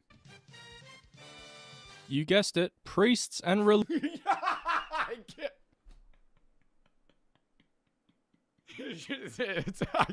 That would have been the last guess. That would have been the last guess, right, priests? Religious leaders. Just kidding. They're actually number 8 on the list. Oh, fucking hell. What the Number 8 is priests? What? We'll be diving into them a little later. First up, we've got civil servants. More specifically, Really? We're talking about those roles where they're like the fake police. Parking ticket officer, welfare case manager. Just fiending on that fucking power, man. Oh, you're fucking 6 inches too close to a fire hydrant. Ticket. Some fat, miserable, blue-haired bitch at the DMV. Whoa. That kind of role. Why do psychopaths like these roles? Supposedly 3 reasons. Whoa, 1, settle down. rule-based power. so authority is baked into the job. 2, low transparency. Everything's hidden behind Side note, side conversation. That was a little crazy. I saw somebody say that in my Walking Dead playthrough, I'm like overly sexist and I use the term bitch too much. When I use the term bitch, I don't mean women, right? I just say I use the term bitch in the same way that I use the term dick. Right? So it's like, when I say that, I don't want you to think, oh, I'm calling somebody a bitch because they're a woman. I'm just saying that you're being a bitch, right? You're being a bitch. You're being a dick, right? I use them interchangeably. bureaucratic curtains. And 3, diffused responsibility. No single person is blamable. These guys get to inflict hardship while experiencing zero emotional discomfort. Or I'll go, bitch. They say somebody says something crazy. Bitch. Because policy provides the moral cover. I'm not denying you. I gotta rewind. No single person is blamable. These guys get to inflict hardship while experiencing zero emotional discomfort because policy... Oh, you're here for a new ID? Do you have your 6 points? Ooh, that's only 5. Well, I drove 30 minutes to get you. Ooh, you're gonna need your birth certificate. Sorry. Policy provides the moral... Adrenaline coursing through their body. ...cover. I'm not denying you healthcare. The system is denying you healthcare. Dr. Kevin Dutton describes this category as everyday authoritarianism. People who... No, the DMV is really a dystopia. The DMV is like gray. They have those shitty hospital lights. It's just like 3 TV screens with like B22. Like you're playing bingo, but you're just sitting in a fucking shitty plastic chair waiting for your name to be called. Enjoy enforcing structure, not because it helps society, but because it gives them dominance. In other words, psychopathy thrives in organizations where human suffering becomes just procedure. Anyways, on to number 9, which might surprise you quite a bit. Chefs. Not only are they idiot sandwich... Head chefs. Yeah, Gordon Ramsay. I think Gordon Ramsay puts it on for show, though. But that's not that surprising. I feel like civil servants surprise me more than chefs. Yeah, that's not that crazy. They are psychopaths. My dad's a chef. Okay, but you got to keep in mind this video means the highest percentage of psychopaths. Just because your dad's a chef doesn't mean he's a psychopath. It just means there's like, 8% of chefs are psychopaths, which is higher than the average population. Psychopathic idiot sandwiches. Kitchen culture is brutal. High stress, long hours, sharp knives, and the bear. Fire everywhere. Chefs operate in an environment where perfection is expected and mistakes are punished instantly and aggressively. What kind of personality thrives in that kind of environment? The kind who doesn't crack under pressure, who can bark orders without caring who they offend. Someone who sees people as tools to get the dish out fast. I'm not saying Gordon Ramsay's a psychopath, but maybe his mentor Marco Pierre White might be. No, I didn't make Gordon Ramsay cry. He made himself cry. And now on to number 8. Priests and I didn't make him cry, he made himself cry. Wow, holy term. Religious leaders. In theory, these guys should be the most empathetic and compassionate in society, and a lot of them are. But research shows psychopathy often thrives wherever there's power without oversight, automatic trust, and access. Yeah, I mean, I wouldn't have expected to say priests and religious leaders, but it's not shocking that a small percent or a higher percentage of priests are psychopaths. Because it's like, if you're a priest, you could use your power in the worst possible way. Like, you have a following of people that, like, beckon to your call. Like, they literally follow you. Obviously, they follow God, but follow God through your word. Like, they go to your church. They listen to you preach. Like, you can mind meld them to whatever you want. To vulnerable people, and religious roles often provide all 3. Kevin Dutton's pointed out that spiritual authority can often become psychological authority, and some individuals exploit that. Honestly, if you want the perfect example of a crazy psychopath within religion, look no further than Kenneth Copeland. Oh my god, that motherfucker, dude. Well, the jet was so cheap, I had to buy it. Don't you say that to me, you devil worshiper. Oh my god, it's like, dude, you own like fucking 9 mansions. What happened to being like frugal? You know, what happened to, it's like he literally preaches the exact opposite of what he practices.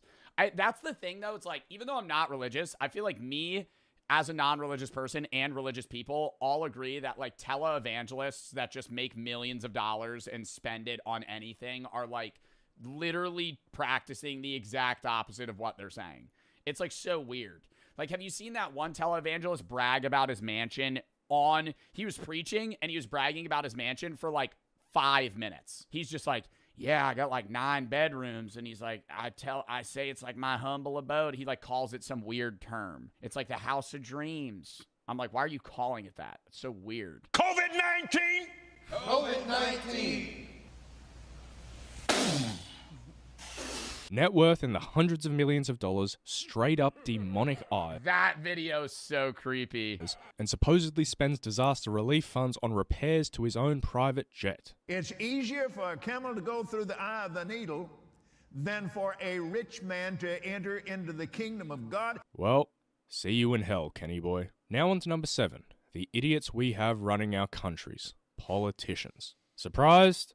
No, not at all. I think that was like that's like the most obvious one. Yeah, me neither. If you take the traits of a psychopath, manipulation, charm, deceit, total lack of empathy, power, status, and zero accountability, and then you build a job description around it, you'd end up with Member of Parliament. In my video about Congress, we touched on how a massive part of their job is campaigning. Well, campaigning is basically just straight up manipulation. You lie to win affection, you make promises. Every politician, bro. I'm gonna do this.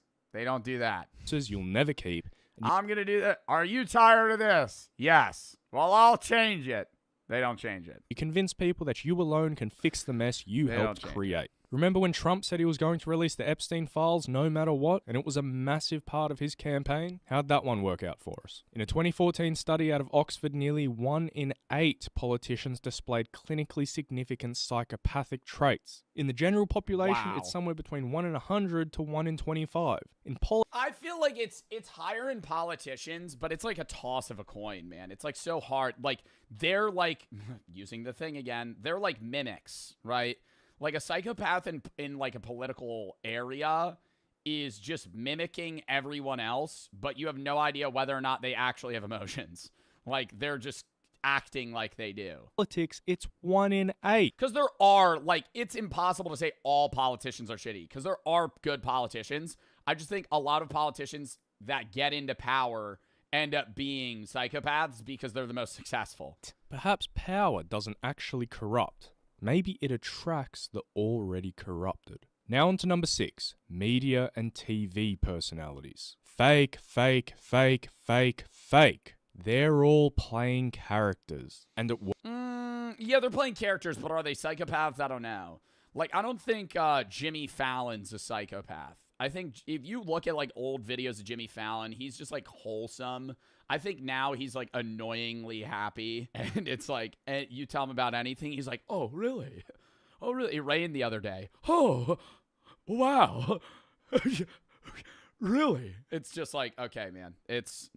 Like, he has the worst job ever. I like, actually being Jimmy Fallon and having to act like you love every story and every person is just, like, painstakingly shitty.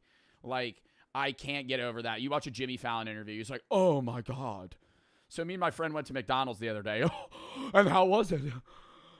You have me on my toes here. You have me on my toes here. Was it great? What'd you got?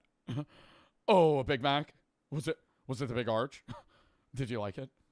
It's just, dude, I just can't. Works because they're so emotionally detached, they really couldn't give a shit. See, when you're rewarded for attention rather than accuracy. Oh, do you think rappers would make the list? I don't know. I feel like you have to be, like, emotionally in touch to be a rapper. Like, in some way. Even if you're demented, it's like you have emotions. King Von? Yeah, but King Von had emotions. I think he was, like, a very aggressive individual. But psychopaths can be aggressive. They just don't have empathy. Empathy becomes a major liability. Television rewards narcissism. Do I care more about the truth of the matter or about what will cause more outrage? Streamer you see today spent days, weeks, if not months streaming to an audience of 0. I mean, take Jinxie for example. He streamed to just 5 viewers for a year and a half before he ever made it. 5 viewers? He's grinding! And I'm throwing all of these numbers at you for a reason, because without them, you wouldn't understand how truly insane what happens next is. Okay, so hate to interrupt myself here, but let's say you're like Queso and don't love your day job. Maybe you're not all that interested in streaming.com to start your business today. Queso hit level 1 in the first hour. God, man, it's like a fucking mind virus. You just know when an ad's coming. 1 in the first hour of his first ever stream. And he didn't just get lucky. Hey, yo. Wait, what? Queso averaged 100 viewers in his first stream? Today. Because in like 24 hours, y'all took me from nothing to crazy. You see, Queso hit level 1 in the first hour of his first ever stream, and he didn't just get lucky. Hey, y'all came through deep from the top, man. In the days before he went live for the first time... Oh, was he streaming on TikTok and, like, posting clips? Because I'm pretty sure he just, like, his first, like, half year streaming was just 2K, right? He was, like, big in the 2K space. Queso was already laying the ground. Isn't that weird how, like, most streamers... There's so many streamers like Aiden Ross and Queso. Who else streamed 2K and got big? Didn't Speed used to be a 2K creator? So many guys stream 2K and then abandon that shit. Like, cause fuck 2K. Los, yeah, Neon. There's so many guys. Kai was a YouTuber though. There's so many guys that streamed 2K, got big, and then just dipped because 2K sucks. Groundwork. He spent days filming and editing clips of him playing NBA 2K23. And on September 10th, 2022, he uploaded 22 videos to TikTok. The next morning, he woke up to over 10,000 followers and a comment section flooded with one question. So that night, he went live for the first time and the floodgates opened. When I look down and I see 126 viewers, bro, I cannot believe it. From that day on, he followed the same routine. Clock in the 9 to 5, hit the second job, cut a few lawns, then come home and stream until he couldn't keep it. Oh my god, is that why his stream time was 6 p.m. Central? But now he streams at like 10, bro. His eyes open. He'd be running a night shift. I don't want to go sleep, man. I don't want to go to work, man. I want another build, dog. All I want to do is make builds and play 2K forever. Why do I gotta go work? After each stream, he'd find the best moments, clip them, and fire them back onto TikTok. The loop fed itself. Inside a week, he'd blown past 100,000 TikTok followers. Every stream was pulling 500 plus concurrent viewers. Dude said call the boss quit, this your life now, cuz? Dude, imagine. And the number that actually mattered, he was making more money streaming at night than he was at his day job. And no, y'all literally just donated more than I make in a week in one night. Bruh. But Queso kept his head on straight. What shows up overnight can also disappear overnight. So before he quit his day job, he needed proof that this wasn't a fluke. That's so smart of him, man, because it is like, there's so many people that get big on Twitch, and for like a month, they're making 1,000 a day. And they're going, holy, I am set. And then they fall off. And now they don't have a job. So it's like, oh, fuck. You know, like that happens all the time, amount of people, not less on streaming, more on TikTok, but like that was like earlier. You remember the amount of content houses and shit, motherfuckers just full committing to like moving across the fucking world, starting content up, then they fall off. And it's just like, oh shit, I can't run this trend into the ground anymore. Like he made a deal with his chat, hit 5,000 Twitch subs, and he'd quit his job. That's pretty fair. Because that was probably pre $3 split. So if he hit 5K subs, he's making 10K. He's making what, 10,250 a month? Or no, 12,500 a month off subs. So he's making like over 100K a year. And then he decides he could quit. This today we're gonna remember. Because that's secure enough to where if you fell off, you'd have enough leeway money. Wow, he had the zombie sub emote. Chat, yo, this is like recognizable to anyone that fucking streams. If you ever started streaming, this is like this is the default sub. Why it's a zombie, I don't know. This is like OG stream setup. Like this is like your 5th stream ever. Like you have the zombie. Dude, mine's the fucking Joe Bart. Mine's still the old one. I don't even know if my alert box works anymore. How do I test that? Cool, it's and Finn for the sub. IX, Nell, Alex. Oh, there it is. Oh, there it is. I used to have that. I want to say, appreciate how much you are. Keep up the work. Oh, no. You can't have TTS. You can't have TTS. TTS can be really bad. No, I'm not keeping that shit. It's so distracting. I don't have my alert box anymore. Remember forever, you feel me? This a day we gonna remember forever. I could do a TTS day, but people just spam I. That or they say like some crazy shit. I don't think there would ever be a problem with TTS. There 100% would be. Max up for the sub. You know I love y'all, man. Thank you, bro. It's all y'all, you feel me? Thank you, man. Full-time Queso in the building, and I'm laying in their mouth, too. Within just a few weeks, it was a done deal. Queso's fan base was new, but dedicated, and they wanted to see him pursue this thing full-time. Like I said, I've been dreaming of wanting to, be a streamer, a content creator since I was 13 years old. I finally took the leap, bro. I finally took the leap, and y'all came. I never dreamed. Okay. I never pursued being a content creator, but I always used to commentate my own Clash of Clans gameplay on the toilet. Came through for you, boy. I remember wanting to be like a gamer, but like mobile games. I remember I was like, damn, dude, how sick would this be to be like, yo, y'all remember the OG Clash of Clans creators? They would gem their town hall to like Town Hall 10, and I'd be like, dude, if I had the money to make that a YouTube video. For real, y'all came through crazy. All right, guys, so we're going to be doing a Hog Rider build today. Now, it wasn't all sunshine and rainbows from here. His internet was still garbage, like genuinely bad. Streams would lag or even just end because the connection bottomed out. Do you see what I deal with? And when you're trying to build an audio... Holy shit! And when you're trying... Was that download or upload? He has 1 megabit per second download. Connection bottomed out. Do you see what I deal with? And when you're trying to build an audience, that's the kiss of death. If your stream ends, they move on to the next. What does that mean? To download Call of Duty would take like 6 days. Eventually, numbers started slipping. I don't even know how he was live. Like, I don't know how he was broadcast. Well, streaming's upload speed. But him having a 1 download, I don't know how he was streaming. For a couple months, it looked like maybe the whole thing was a fluke. Maybe the bubble had already popped. You know, I seen the numbers when I very first started. You know, the hype was there because I first blew up. Had like 800 viewers every night. Then y'all seen it dip to like, 100, 150. I was like, I gotta do something different or it's gonna go under. Then he picked up a different game. Hogwarts. Oh my god, Hogwarts Legacy is when he blew up, and that's like not that hype of a game. I remember seeing his Hogwarts clips on TikTok. Legacy. It was kind of a weird choice. It had a totally different audience from the 2K crowd he'd built, but he streamed it anyway, clipped a moment, and posted it to TikTok. Wasn't that like a bad game, most people would say? I feel like that game didn't do that great. Well, I see the sun That's even more shocking. peeking through the window a little bit. Sleep schedule gone now.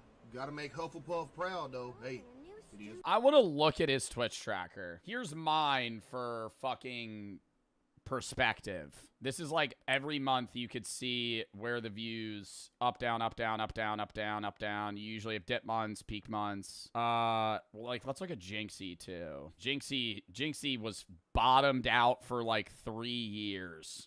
And then right around here, he just starts peaking. Jinxie's in like second arc right now. What is that face? What is that? What is that face he's making right now? Looks like a Queso. Wow, Queso's like the most consistent creator ever. Like, yeah, 600 views first month. Dipped down to 189 average in January of 23. And then he hit in January of 24, he hit 56K, and he has literally averaged that every month for 2 years. Wow. 60 seconds? Bro, he has like 1,000 hours in that game. Well, now it's probably a yearly salary a day, but I'm saying when he had 2,500 viewers, he was probably making like 300K a year. Heavy, I mean it. At any given moment, there are about 3 million users on Twitch watching content. When you break down the viewer distribution by channel rank, the picture gets pretty clear. Out of the millions of channels on the platform, the top 250 pull over half the viewership. That's the difference between level 2 and level 3. While it seems like the easiest jump on the ladder here, it's actually the most difficult. There's a specific blueprint nearly every streamer has followed to make this jump. Here, I'll break it down for you. What you're looking at right now is 5 of the biggest streamers on the planet. Each at the moment they were averaging exactly 2,500 viewers. Pay attention to the setups. None of them are exciting. The rooms are pretty basic, the camera quality kinda sucks. There's no production value. They look like what they are, just guys streaming from their bedrooms. Now fast forward to when those same Speed lighting off fireworks in his bedroom. streamers are pulling 10,000 viewers a night. Everything's changed. The lighting's dialed in. The cameras are crisp. The room Lighting is still not dialed in on Speed's camera. Speed had 100K viewers on a webcam. The cameras are crisp. The rooms look intentional. This is the blueprint kicking in. And it all starts with one realization. At this level, streaming isn't just a job anymore. It's a business. And like a business, the goal is to make as much money as possible. The internet, for whatever reason, craves a spectacle. And the spectacle game is pretty easy to play. You've kind of just got to spend money to make money. The setup is just the start. Next comes the move to LA. Buy the mansion, drop the I just bought my... That's where I disagree. Next is the move to LA. The gun goes off. Nope. Dream car video. Hire a dozen editors to pump out clips around the clock. By the time you're clearing... Now in the streamer days, it's you move to Austin, Texas. That's where every fucking streamer on the face of the earth lives. outside of like the core boys and like some OG streamers. Now I moved to Austin, Texas, or Atlanta. 50,000 viewers, it turns into an optimization race. Every stream, every upload, every second of content is engineered to milk the cat. Or they live in LA, but they own a place in Nevada and say they live there six months and a day out of the year, so they get state taxed in Nevada. Cash cow. The longer you stay on the top, the more efficient it becomes. And weirdly, the more the internet praises you for it. But the spectacle only works if people are still looking. Relevancy is the whole game. The second your numbers dip, the money goes with it. So you're forced to stay visible. You hit the podcast circuit, impulsive on Monday. 6 months and a day, because it has to be your property. Like, if you want to claim that you live somewhere and get state tax in that, because streaming, normally you're getting taxed in the state that you make your income, but streaming, you get taxed in whatever area you're in while you stream. So, like, streamers will try to say that they live in Nevada like 6 months out of the year. Not all of them. A lot of them just eat the taxes, but... Monday and blank on Thursday. You show up to every mainstream streamer event. You become a permanent fixture in the conversation because the conversation is the product. And the fastest way to stay in the conversation is to stand next to someone bigger than you. Take those same 5 streamers and pull up their biggest streams of all time. Ninja, Fortnite with Drake, Hayden Ross, the Donald Trump interview, Kai Cenat, the LeBron stream that pulled over 1 million concurrent viewers. Yeah, but there's like certain streamers that only like there's certain streamers that collab in any way that they can, and then there's streamers that collab when they want to. Okay, there's three things. Streamers that collab with everybody they can, that is big. Streamers that collab anytime they want, and streamers that just don't collab. Queso never collabs. I feel like I collab infrequently, but like I'll do Jinxie's tournaments or gaming days. I might go to an event. Like, I did the thing with Jack Pembroke. Like, I might do streamer games or something, like shit like that. But usually, like, I don't go to streamer awards or I don't do that stuff. But, like, then there's streamers that just do every single fucking thing. Any collab they could do. That's the blueprint. I'm not necessarily saying it's... He sometimes collabs with Sketch and Jinxie. Yeah, but it's like once a month. Maybe less. Bulletproof for... Queso is 99% a solo streamer. Guaranteed, but it's the safe route. Every streamer who's made it to the top 250 has run some version of that exact playbook based on constant evolution. But Queso ignored this approach altogether. His strategy is quite literally the opposite in just about every possible sense. The last time we talked about Queso, he was fresh off of Hogwarts, averaging 2,500 viewers. So let's run that same comparison from earlier and fast forward to when he's at 10,000. Not much has changed. I mean, sure, he did buy a new house, but he moved from a trap house to a trailer just across town. Either way, at the end of the day, his computer monitor is still being held up with a vacuum cleaner. If I don't have the vacuum cleaner holding up the back of the monitor, it'll fall over. And then back here are my PCs. You can tell they're being held up by books as well. And the camera quality seems to somehow... How, bruh? Like, bro, come on, just get a setup. Like... He has a sponsor with Starforge. He has a sponsor with Starforge PCs. He could get sent like $20,000 PCs for free, and he's holding them up with fucking dictionaries. Like, why are we doing that? Like, I just don't... I've gotten worse. Chat, my stream quality is actually so crispy. It looks like it's in 4K. Since Hogwarts... 4K, I literally could see... I could see the pixels on your face. It's in 4K. Since Hogwarts, he's continued to stream 4 to 6 nights a week. Same time, same chat, rotating through whatever random games he feels like. Supermarket Simulator, Granny, Dress to Impress. What is this? Why is it on my front page? Playing it. Games a normal person wouldn't think to stream. But then you watch for 5 minutes and you start to get it. This is the funniest dude on the internet right now. Just plays the most random everything. Queso, where did he come from? 200,000 viewers playing Fall Guys yesterday. Because the game isn't the point. The chat isn't there for the games. They're there to watch him fall out of his chair for the 10th time this month and narrate it like he's describing a car accident. Yo, that almost killed me. Oh! Yeah, he's like a different level of mainstream. He's somebody that you watch when it's like, I just want to watch a streamer versus I want to be involved with like the meta. Like people that want to be involved with the meta watch like the guys that collab with each other all the time. Yo, chat, the chair is dead, dude. To watch him get jump scared in a car accident. Yo, that almost killed me. Oh! Yo, chat, the chair is dead, dude. To watch him get jump scared by a horror game and scream at a volume that blows out the mic. And that's why it worked. By January of 2024, Queso was averaging over 50,000 concurrent viewers every single night. making him the #3 ranked streamer on all of Twitch. Like, my mind is weird. Like, in my mind, I still don't have the thought of, like, I still made it. Yeah. Because in my mind, I feel like if I have that thought and tell myself that I made it, you don't want to get, like, lazy. It's going to go downhill. Yeah. You know what I mean? By every metric the industry actually uses, Queso is underperforming. He's leaving growth on the table at every possible turn. He doesn't invest in new setups, he doesn't upgrade his gear, and has no real plan to optimize himself. Every analyst will tell you he could— Oh, and I could tell his webcam is stretch resed. Like, his webcam is, like, fucked up. Like, it doesn't fill a 1920 1080. It's like, he's, like, pulling it. Like, it's like, and then he's moving it out of the way. Like, it's just so be twice the size he is if he just ran the playbook like everyone else. And honestly, they're probably right. But here's the thing. Queso never looked at any of that and felt like he was losing something. Buying a house in the hills, pulling up in a supercar, collecting all the things that say you've made it. None of that ever seemed to be important to him. And there's nothing wrong with wanting those things. I mean, doesn't he have, like, a sick-ass warehouse or something? He showed that one time. He has, like, a sick-ass warehouse that's, like, really expensive with, like, a pool table. It's like a gaming area. Creators go in with exactly that goal in mind. But Queso sits in this rare category of someone who actually reached the I made it moment and genuinely doesn't want it. It was never about, like, being huge, just like, because it didn't matter the money. You know, I just wanted to do what I loved for a living. I could be, you know, pinching pennies to make it, but as long as I get to stream every day instead of go to work, I was cool with that. Yeah. Know? But to be clear, it's not like he's allergic to money. He's the #3 streamer on Twitch. The guy is doing just fine. But there's a difference between making money and squeezing every last cent out of your audience. He's never done any kind of subathon, he doesn't say yes to every brand that comes knocking, and he doesn't manufacture drama to give the numbers a little bump. The way he sees it, you can't leave money on the table if it was never what you sat down for. Some of my most favorite jobs I ever had were the jobs where I was making pennies. Yo, I'm not even finna lie to y'all. I think y'all just donated more than my week's paycheck in one night. I'm talking about sitting in the parking lot of the dollar store, having to call my mom, be like, hey, can you spot me $50 for food for the rest of the week? But you know what? I was happy. Like, if I could turn this into something and just be able to do this with y'all every day, that'd be a dream come true. Yeah, I was broke, but it was all right because the job was cool.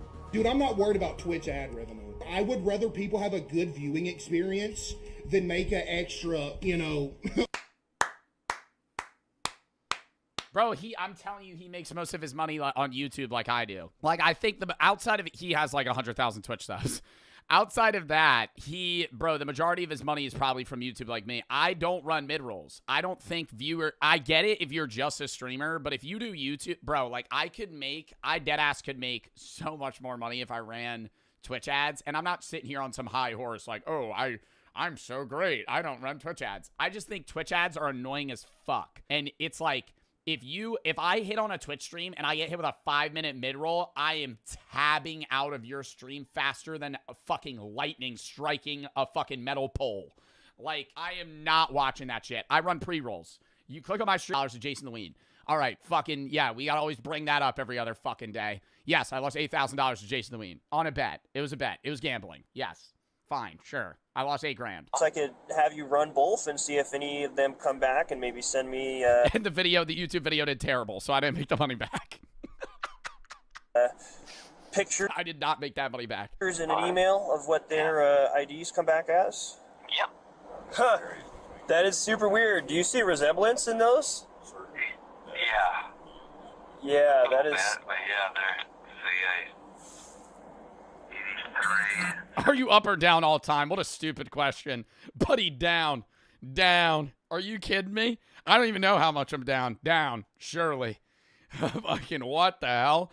If I go into a casino, if I gamble, there's like a 1 in 4 chance I'm going up. Like I'm leaving up. There's like a 1 in 2 I'll be up at any point, but then I'll keep gambling and lose it. Yeah. That's super weird. So I have a feeling these are both the same guy, but he has different IDs. That's crazy. Because their software here, they have this facial recognition software here at the Peppermill. Why would he go through all of it? If he got trespassed for, like, cheating, I would get him having a fucking fake ID to, like, scan the system, go back into Peppermill, and keep gambling. Why the fuck would he get a fake ID so he could go gamble at a casino that he got kicked out of for fucking falling asleep? Why would anyone do that? And he came back as a 100% match for the character who was previously trespassed. Yeah, So this is definitely a weird one. So I have a feeling he's somehow making some fake identification or something, but I mean, if you're pulling them up, then they're legitimate. Yeah, they're both through the DMV at least. He's somehow able to get them. Because it's two different people. Oh my God. Yo, these people should not be cops. Holy fuck. What? Yo, because they're two different people, bro. Yeah, dude, these are both two real IDs, both registered at the DMV. You can't fake that shit. If they're both at the DMV, bro, you have to fucking borderline do a blood sacrifice to get a fucking ID at a DMV. Are you kidding me? You go into a DMV, you need every fucking thing you've ever done in your entire life on a fucking pen and paper to hand that over so you can get a fucking ID. This discovery that both Michael and Jason's IDs are legitimate, Officer Jagger calls his supervisor, once again explaining that the Peppermill's AI technology came back with a 100% match that Jason and Michael are the same person. Then this guy that they have now detained presents a different ID with a different name, Jason Killinger, and that has a matching photo for him now. I mean, the photos are different photos, but they look like the same exact guy. The only difference is one has a chin goatee. One has a chin goatee, bro. They look so different. In this, they look so different, bro. You think if you shave... Bro, this guy looks at least 15 years older. At least. That both But definitely super weird. So all of these driver's licenses are both valid. So either he is who he says he is, and he's not actually ever actually trespassed, which I doubt because their software is pretty cool. And Yo, this guy's got fucking money into AI stocks. This guy has money in AI stock. There's no way. There's no way. Yo, the AI is pretty cool, so you know it can't be wrong. And the fact that he's acting super suspicious. Two. How is he act? The entire conversation they had, he was like, "I'm not that guy." I just have a feeling somehow maybe he's got a hookup at the DMV where he's got two different driver's licenses that are registered with the Department of Motor Vehicles with different names and dates of birth. So, yo, he would be a criminal mastermind. If he had if he was able to register two different identities and have different photos of himself that he's using, like, bro, this guy would be doing other shit than fucking gambling at the Peppermill Casino. Yes, I'll arrest him on that and then just list him as a John Doe and then have him booked in for a wins check. Alrighty, well, that solves that. So you guys got a... Well, another job well done. Time to go watch Quebble Cop AI when I get home. Came out with a new Minecraft video. We filled out pretty And then, we got the statement and all that good stuff. Statement already done. Easy peasy. So, right now, because I can't identify you, man. It's weird. Because, essentially it looks like you have two names. I don't know, man. He's laughing. So, I can't identify you. Unfortunately, that means that they can't cite you. Officer Jagger collects Jason's things, which includes his driver's license, a casino chip, player's card in the name Jason Killinger, and a debit card from his credit union in the name of Jason Killinger. If you can't be cited, then you are arrested. So all of his cards, all of his fucking debit cards and credit cards also have his actual name. Bro, I'm arrested? Yep, I'm going. Yo, this is the dumbest thing I've ever seen. Going to jail? Yep. Are you kidding me? I'm not a joke. And then what? He's gonna sit in jail. They're gonna fingerprint him. They're gonna be like, "Oh fuck, dude, you're right." Man. So you'll be arrested and you'll get fingerprinted up at the jail, and then they'll be able to discern your identity and work the mix. Oh my god, no, dude. I mean, he's a gambler, bro. He's got to be seeing money signs right now. I feel like he should be happy. He should be like, all right, yeah, let's go down there. Up is with this stuff. I'll be 100% honest. Could legitimately be you have a doppelganger running around, but they are. Nah, he's sitting down now. That smirk. That smirk. Strikingly. Oh my God, bro. He's like, I'm gonna call my lawyer. I gotta make sure I got his hold up. Do I have his contact still? Similar. And enough. Their fancy AI technology that reads faces. No, it says it's a 100% match. But at this point, you know that technology, it's pretty cool, man. Let me tell you, they showed me it.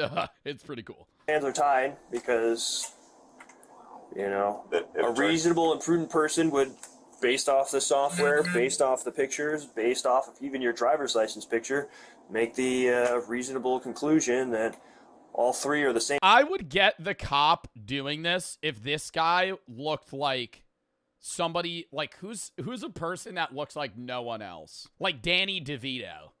Like if this was Danny DeVito, you know, 4'8", 85 years old, you know, like just so recognizable, I'd go, okay, you know, I get this, him trusting the AI software. This guy could be a million other people. In person. Yeah, Shaq. 7 foot tall Shaq comes walking through the door. It's two different IDs with two different names. names. At the back of the IDs, because I have all the endorsements except for motorcycle and hazmat. Okay. Other than that, I got all the endorsements. But that's the thing is his a CDL? So that's the thing is it's either someone else is using your stuff or you're using somebody else's stuff, and unfortunately, or they're just two different people and the AI is wrong. Oh my God. You look too much like the guy in that picture, so much so that the fancy computer that does. I guarantee you that, bro, that is a Dell. I literally see the PC. The PC running this AI right now. Maybe it's a different PC or something, chat, but like that is a desk piece. That is a desktop computer right now. It is laying on its side. That is some old fucking fart piece of shit. Does all the face scanning of everybody who walks in this casino. I guarantee you that. I guarantee you that is a fucking like a fucking 1060 in that goddamn computer. Oh, I know. Makes the same determination that my feeble human brain does. So. Okay. Now, this guy wants to like fuck a robot or something. Like, what's going on here? My feeble human brain can't do what this fantastic, pretty cool AI could do. Jason's ID is a Nevada Real ID driver's license. In order to obtain a Nevada Real ID driver's license, a person must present themselves at the DMV with proof of identity such as a birth certificate or a current U.S. passport. Oh, what you would normally bring to a DMV? Themselves at the DMV with proof of identity. It's not even just a birth certificate, bro. You have to pull up to the DMV with like previous bills. Your social security number, your fucking birth certificate, your original birth certificate. You have to show up with like fucking everything. Of identity such as a birth certificate or a current U.S. passport or U.S. passport card, a social security card, and 2 documents proving Nevada residence. I can't believe I'm going for this. All I want to do is play some goddamn dice and make some money. Yeah. If I got a check stub from my work. Check stub? Yeah, would that prove it to you guys? Honestly, man, no. The only way is gotta get your fingerprint out. Later, Jason would reveal that along with a check stub in his vehicle, he also had a current vehicle registration for his car in his name, a Department of Transportation medical card, a Teamsters Local 533 union card, and a valid vehicle insurance card. This guy had more than the average person does, proving he's him.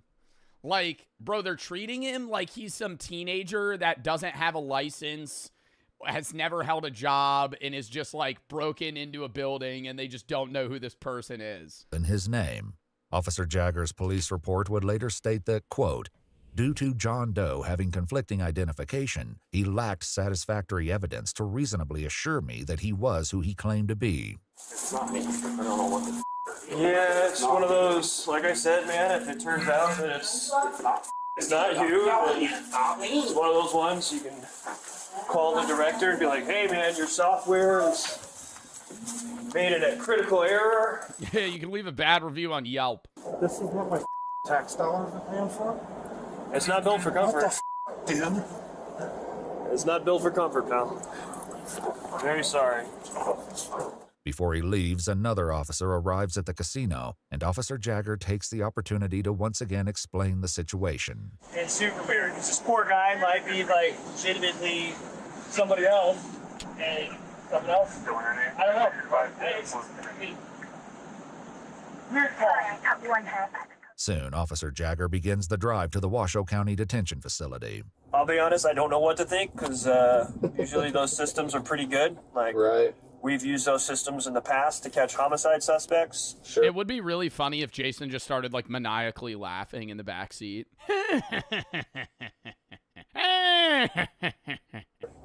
So and he just doesn't respond. Like, they're fairly reliable, so if it comes back, you know, one angle on your face, it was 99%. The other one was 100%. Is that right? Yeah, so it's like, it says that you're that guy. Well, unless I've gone crazy, I'm pretty sure it's not me. Yeah.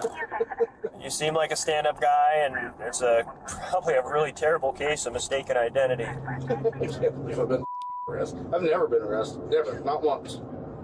What the good is the ID then? Why do I even carry that mother? Valid. That one young security guard, man, like a robot. That's what pisses me off. The kid that was wearing the red jacket and he looked like he was like 20. Office, because they don't think, you know. It's like, well, this is what I was taught. Use your head. And then people aren't smart enough to think for themselves. They're just not. Fortunately, it's the world we live in. Dude, he's like such a nice guy, too. If all goes well, you should be out of those cuffs in the next, hopefully, 8 to 10 minutes. Okay, good. All right, imagine plot twist, though. They're like, all right, let's get you fingerprinted. He burned all his fingerprints off. Because some I would immediately switch sides. I'd be like, wait, what? all that looks like me was sleeping Maybe he is counting the system. in the casino. It's not me. Despite Jason's continued protests, Officer Jagger hands him off to the jail staff. Jason's fingerprints were soon submitted for analysis. Best of luck, man. Best of luck. Sorry. One count? That's okay. Yeah. Yeah, we need 35 cops here. That's weird. It's super weird. So it's one of those ones, like, I genuinely, like, I kind of believe him. Yeah. It wasn't long before the fingerprint analysis conclusively established that Jason had been telling the truth all along, and he was in fact Jason Killinger. Later that same day, around 4 p.m., Jason was released from the jail on... Imagine he's walking out, he's like, oh,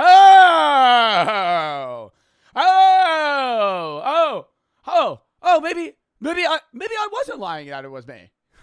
Oh, interesting. Oh, the fingerprints. Oh, the pretty fancy AI. his own recognizance. The day after his release on September 18th, 2023, he went to renowned urgent care Vista, where he was diagnosed with a strain of both the right and left shoulder. Oh, he got injured too? Clutch. And contusions on both wrists. On July 30th, 2025, Jason... He pulls up to court wearing a neck brace. Just fucking really leans into it. filed a complaint Oh, dude, the handcuffs. in federal court Started banging my head on the wall. I couldn't move. against Reno police officer Richard Jagger. While at the jail and after his identity had been confirmed, his arrest papers were changed from John Doe to Jason Killinger. The federal complaint states that this meant Jason would be prosecuted for trespassing, even though Michael had been the only one who was trespassed. According to the complaint, Jason's charge of trespassing was eventually dismissed. Oh, I was going to say, what? They're kicking him out for looking like another guy? However, he Like he's actually getting now trespassed? has a criminal record. He actually, that stays on his criminal record? Bro, he had to have sued for so much money. He had to have sued for so much money. According to the complaint, facial recognition technology has led to wrongful arrests in Louisiana, New Jersey, Maryland, and Texas. Many cities now conclude that for an arrest, there has to be some kind of secondary corroborating evidence that is unrelated before there can be sufficient justification to arrest. Jason Killinger's case remains ongoing. If you'd like... Damn, should I start, like, making myself look like other people? And just, like, really suspiciously wander around in Atlantic City? Just go to casinos, just, like... until a security guard walks up to me. Sir, are you Jonathan? No. Yeah, you are. No, I'm not. Yeah, with a trench coat on? No, that'd be scary. Wait, I want to look this up. It's going to be, like, an undisclosed amount. I hate when they do that. I hate when it's, like, this person sued, and then it's like, oh, we don't know how much money he got. Lame. Lame. How much money do you think he would actually get from that? Bro, I feel like it'd be like maybe like 100K. Nah, not like million. Bro, it's not $3 million. It's really hard to sue. And you're suing a casino that has a shitload of lawyers.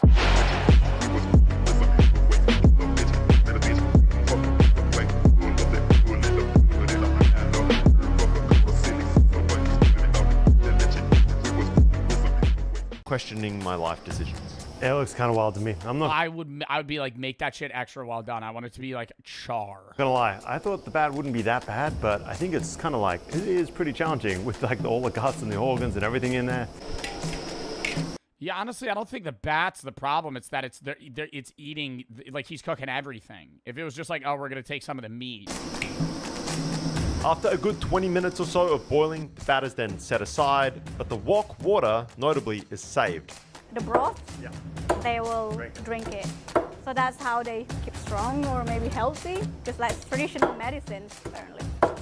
The wok is then refilled with oil, and the cooking shifts gears.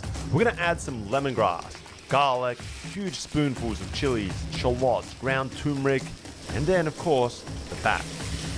And on top of all of... Hey, they're kind of saving it. They're kind of saving this right now. It kind of looks disgusting still, but like what they're adding, maybe I'd give it a try. This. He pours back in that leftover broth, that rendered down stank, just to add a little bit. I need to smell this. Can YouTube implement a system where there's like some tube that just emits whatever this smell is? That would be if it smelled rancid, I would throw up. But if it smelled like chilies, I'd probably be able to eat it. More funk to this water. I'm not looking forward to this bat anywhere near as much as I was the python. I don't even know if you guys saw the python. Might be a different episode. We're then going to hit this with some pretty intense heat. Just basically stir fry it up. Just like that, we have one bat cooked up Minahassan style, ready to serve. It looks gross. If I'm being like to me, like that's an intestine or something there. I wouldn't want to eat it. But like I'm not judging anybody that would. I just think that I would not enjoy that.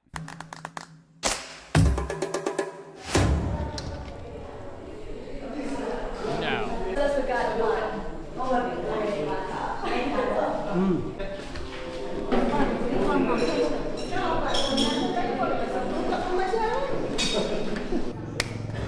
Hi guys, we have here a giant bowl of sliced and diced up bat. Well, it looks more edible now than it did earlier, I've got to admit, but regardless of how much extreme food I have eaten, this is... I think the texture would be a big factor. If I bit into something and I got like I was biting into like a ligament, that would induce instantaneous vomit from me. Like it would be like just like in the same motion I would throw up.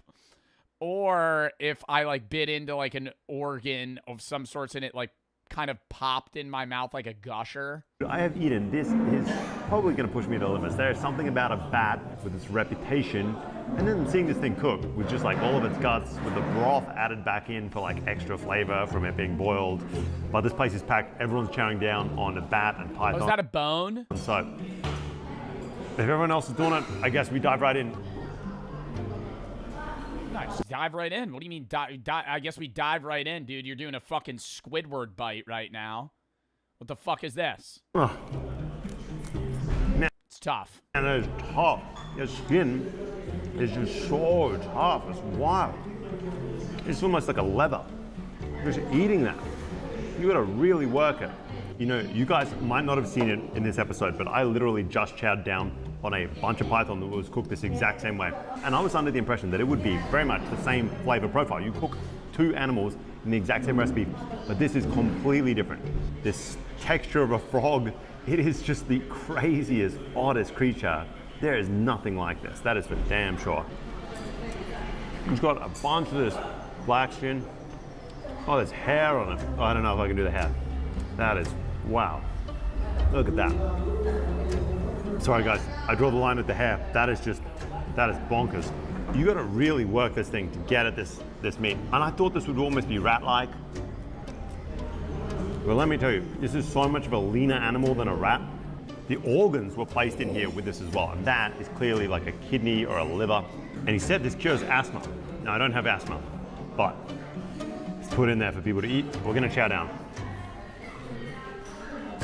Sort of powdery. That's almost better than the meat. Honestly, I'd probably rather eat that. I would probably rather eat. No. I know I had a kind of like a guttural reaction when I saw it, but I would rather eat that because I feel like it would be more akin to like something that I've eaten already versus like just the weird bony bit that's covered in like tough skin. You eat it? The wing? And why'd they cut off the wings and fucking get rid of them? It's like lots of people, that's most favorite part, the wings. I think what we have here is like an elbow, you know what I mean? The middle of that middle knuckle of a bat wing. And this is apparently the prize bit. So we're gonna try it. Here we go, guys.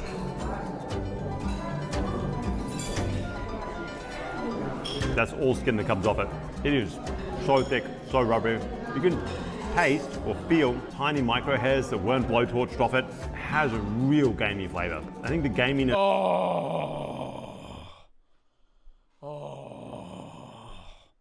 See, that's what I would be fearful of. I bet like raw that with all the seasoning stuff probably smells fine. See, no, the gaminess is a no-go. So this is what is kind of throwing me off. A really, really difficult flavor to handle. Let me tell you. Whoa. Oh, I don't know if I can do that. That is tough. No. Oh, and he's being so respectful, though. Not for me, guys. Let me tell you. Like, if this was like, they just pull a guy off the side of the street, they're like, yo, try this. Some dude from, like, London. Yo, try this. He'd be like, oh. I think texture is the bigger thing for me than taste. I think the gaminess I could probably get past. I think having to bite into it and yank it and then, like, chew it and it's kind of like gummy, no. Now, that's a tough one. Like, I could get by it tasting bad to me.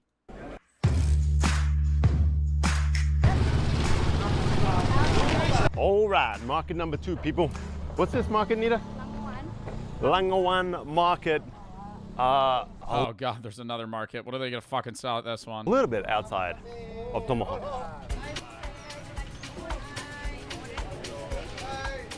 Oh, is this even for food? This looks like betta fish. Nah, that shit looks good. That shit looks good, though. What is that? That looks like smoked salmon. Hi guys, this market seems wild right away. We've got these huge kind of grilling stations behind the various stalls, similar to what we saw in Tomahawk, where once you order something, it just gets one more blowtorch, maybe to clean it off before you hike it back home. I see huge chunks of python getting grilled off. The dog in the corner. There is bats absolutely everywhere. And again, it just seems to be like a primary meat in this area. It's not just like some kind of novelty. Cat, python, more cats, dog. Wow, I wonder if you can even show cats. Guys, these pigs, these long-nosed pigs, is just wild, right? I've never seen that animal a day in my life. Never seen that animal a day in my life. That is a pig with a horn. But like a weird curled... Those are boars? Yeah, but was that a part of its body? Just bat everywhere, guys. Bat and boar. How are they getting this many bats, though? Are they farming them? Or is it like they're finding them in the wilderness? Because I just don't understand how every market has fucking hundreds of bats. It's how much? 3 for 100,000. Correct, yeah. That's how they normally sell it. So it's $2 a rat? Like in like 3 pieces for a like higher price. Yeah, they won't sell it once because like even if like, it's not. Is that a good price? Not enough for one portion. I'd eat that. I'd eat that. That, like, bro, compared to a lot of the other shit. Or a like higher price. Yeah, they won't sell it once because like even if like, it's not enough for one. Like that looks pretty good. That dude, that kind of has like a kielbasa, like a cooked sausage crisp to it, like right there. Portion. One portion, not person. Well, unless you're really crazy love that you can eat it the whole 3 because they're gonna chop it, like diced it. What's in its butthole? So one duck is Why was its butthole like open? 75,000. 75. This one, right? But one bat, $450 for a duck or a bat? Rather have a duck. one big bat can be the same price. Okay, so like it's like very common to find a bat, but it's more difficult to like get the bat. The bat. Yeah. Right. Yeah. That makes Why sense, is it I more guess. expensive? So it's kind of like a delicacy. You get less meat, but you're paying for more premium meat. Correct. Yeah. It's considered like what premium, the bat. And even a rat, like 3 rats is 100,000. Yeah. So you could get. Yeah, what the fuck? A duck, an entire duck's $450. 3 rats is $6. You could get more than a duck for the price. Oh my God, they're alive right now. Of 3 rats. Like 1.5 ducks. 1.5 ducks. I'm gonna scan this video. I hope they don't kill the duck on the video. I don't think they would show that. What would you prefer to eat, guys? 1 duck or 3 rats? Those A duck. are your options. Hello. Oh my God, they have rats. Wow. Oh, they love it. And these guys, where did they come from? That's from Klabat's northern part. It's about like 2 hours from here. And so they just brought this in to sell it today? Ini beli sendiri atau saja? Oh yeah, they hunt them and some is they hunt them, some they get it from whoever that in the village they sell. Got it. These are not city rats that you might be picturing scurrying around the sewers. These are white-tailed forest rats, one of the many semi-arboreal rat species that are native here to Sulawesi. I didn't really know what that meant either. It's kind of like they spend a lot of their time at night in the trees, and then they burrow back down into the dirt during the day. And they are hunted all over Sulawesi. Here, Yo, he's got thermal vision. This motherfucker's a sniper in the woods right now. Oh my God. Here they are a delicacy. They're not cheap at all in this part of the world. They sell for Dude, they're fucking expensive as shit. 100,000 rupiah for 3. You can pick up just about any other meat here for less than that. Chicken, duck, pork, you name it. But come Christmas, Easter, the demand for rat just surges. And it's like almost a special occasion dish. Correct. Yeah. But it's also like everyday fare. You can be an everyday fare whenever because it's like one of the only places in North Sulawesi that has selling all these kind of things. But no turkeys. No what? Turkey? We don't even know what Turkish is. For farmers. Yo, low-key for fucking Thanksgiving, I feel like I would try rat one time instead of a fuck-ass turkey. Just a whole fucking turkey, dude. Just fucking dripping. Dripping, sitting there. It's fucking dry as shit, even if it's fucking wet. Dude, even if it looks wet, you fucking bite into it and makes that while you're chewing it. It's disgusting. I hate eating turkey. They're also thieves. These things raid the crops. They get into the cacao, the coconuts. Oh, so it's good they're killing them too. So hunting them becomes this kind of strange overlap. It's part pest control, it's protein, and it's a cash source wrapped all in one. And apparently they are hunted in every way you can imagine. Shotguns, air rifles, snares, dogs. It is just all fair game. Shotgun? I feel like you're fucking blowing that thing into red mist if you shoot a fucking rat with a 12 gauge. Are you hitting it with bird shot so it just peppers him? And so, inevitably, I find myself adding this to the list immediately. It's time for another rat hunt. Trying to click. Alright guys, we're about to head deep into the Sulawesi jungles. Tonight's prey, or target prey at least, is rats. Just like the ones we saw at the market, the whitetail, apparently they taste pretty damn good. We've eaten the bats already, we've eaten the pythons already. Rat was the final kind of piece of this like Sulawesi mad market combination. So, rat hunting, Sulawesi style. I feel like out of those 3, I'd most want to try snake. Like, I would try a python.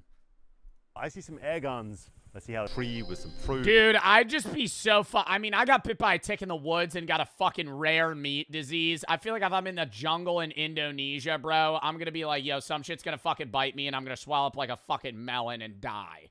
Something's gonna fucking latch onto my neck and bite me and I'm gonna get some sort of disease that's gonna fucking kill me. Like, that would worry me. That I wouldn't even be worried about, like, being with these guys. I'd be like, yeah, okay, I'm not gonna die to like a fucking animal, but I'd be like, dude, some bug's gonna fucking bite me, and that's gonna be hell. Mosquitoes? Well, I know when you go to certain countries with like diseases that they have elsewhere that are transmitted by bugs, you have to get vaccinated before you go.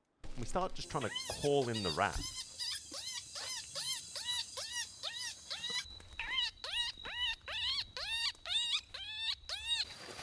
Alright guys, we are weaving our way through some much thicker scrub right now, heading up this hill. It's kind of like... What the fuck was that noise? He's perfected the rat call. I mean, I don't know if I'd call it thick jungle, but it's thicker. We don't need machetes or anything like that. There's definitely an old trail here, but it hasn't been used in a long, long time. That's for damn sure. Hopefully there's some rats to make this worth it. Must be like a horror game for rats. I think life is a horror game for any animal that isn't a human. And even some humans. If you're an animal that is not predatory, you're a prey animal, your life is a horror game. You will never die of old age. You will always die a gruesome death. Like, genuinely think about it. Maybe a few would have like a heart attack or some shit and die. But like mostly all animals that are prey just at some point either get eaten and die, or they survive long enough to where they start getting really old, can't function anymore, get eaten and die. Oh, he's about to clip his ass. I didn't know they climb up trees. I feel like I shouldn't show him shooting it. I think these are the same kind of species. Yo, that thing starts twitching on me. I'm going, oh! All the guys would make fun of me around there. I know it, dude. If it started having death throws. And certainly they're not eating city rats or anything like that. It behaves like it started fucking clawing at me. It's almost like a possum or something. It is way up there in the trees. We're only scouting the rooftops. So I don't think this is the kind of thing that you're used to seeing in, I don't know. Oh, no, I would assume they would have lived on the ground. They're all in the fucking tree branches. Average household. It is one big, gnarly looking thing though. And took a few shots to get it down, but there she is. Look at that. It's like white-tailed, crazy looking creature. Possum. I would rather eat rat. I would rather eat rat and snake, maybe bat over possum. I think out of any animal, possums would taste probably bottom 5. They are like sewer gross animals. Like, they don't live in the sewer, but they're disgusting. Like, possums live in their own filth. They fucking play dead. They're like the only North American marsupial. Their kids like latch onto their back. They're always covered in like fucking poop. It's disgusting. That's essentially the process. Put in some miles, find a promising spot, put in a call, and see if you hear something back or see some movement. We spotted a little one, but they don't shoot him. They want him to grow into a big fat rat for eating later.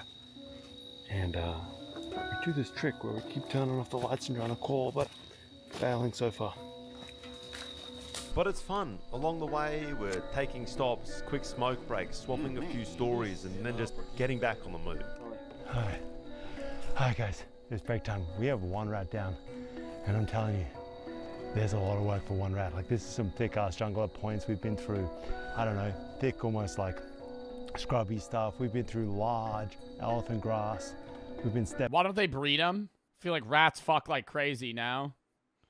Same thing with like rabbits. Like, why don't you like just capture like fucking 10 of them and then breed them? The cacao trees here are everywhere, but nearly every pod that we passed has been ripped open, destroyed by the rats. It's pretty clear that these things aren't just food, they're also a problem. So the local farmers love it when these hunters are out and about. Oh, so it is, yeah, I forgot.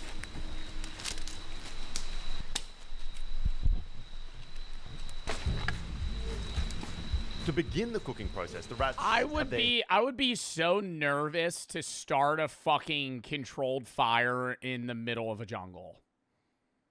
Like, I know I would burn that shit to the ground. We have 2 rats just kind of roasting on sticks over this fire right now, deep in the Sulawesi jungle. And they roast away until every last hair has kind of been singed off.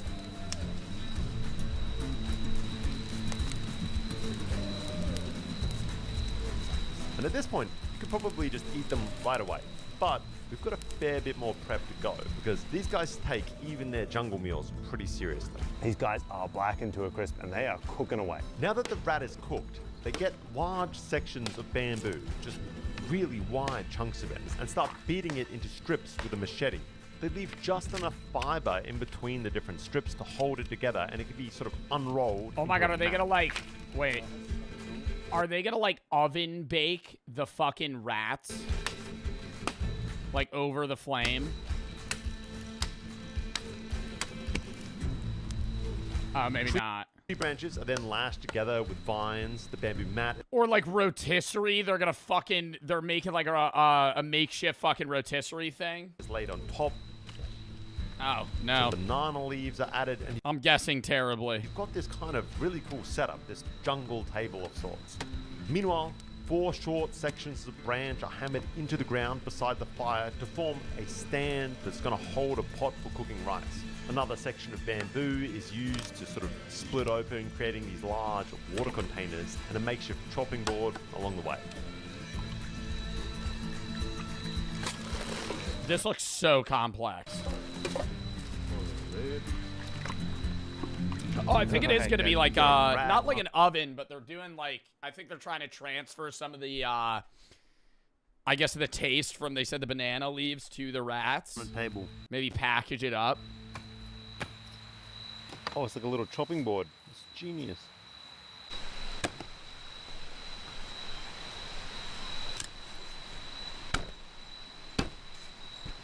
The rats are chopped into pieces. They're given a good rinse to just wash off that ash.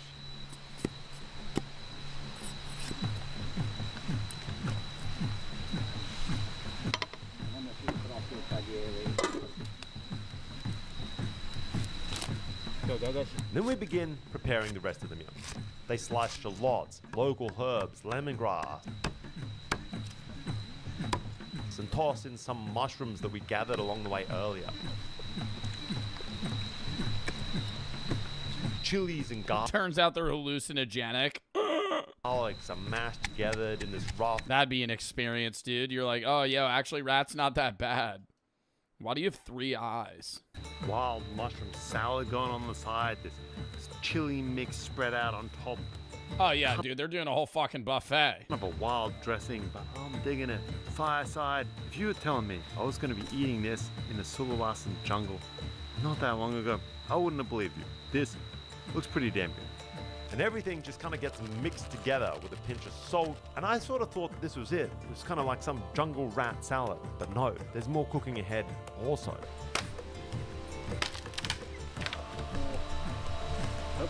Yo, I gotta say, I could get behind the rat eating, chat. I could get behind it. I think the bat was a no-go for me. The skin looked disgusting, but the rat doesn't look that bad. I think because they already took out all the organs, and they're just, like, roasting the meat. So it's just meat, and they're doing, like, crazy-ass... Dude, they're, like, doing all their own handmade rice. They're doing fucking all these herbs and spices they're throwing in. They foraged mushrooms. Every long day till you're fucking starving. Is then pushed into these long, thin bamboo tubes. Those are set against a rack that's made next to the fire. 2 a.m. They lost me. Sulawesi jungle. Tired as hell. Just want to eat some rat meat. Go to sleep. And after about another 15-20 minutes, this elaborate meal is finally ready to eat.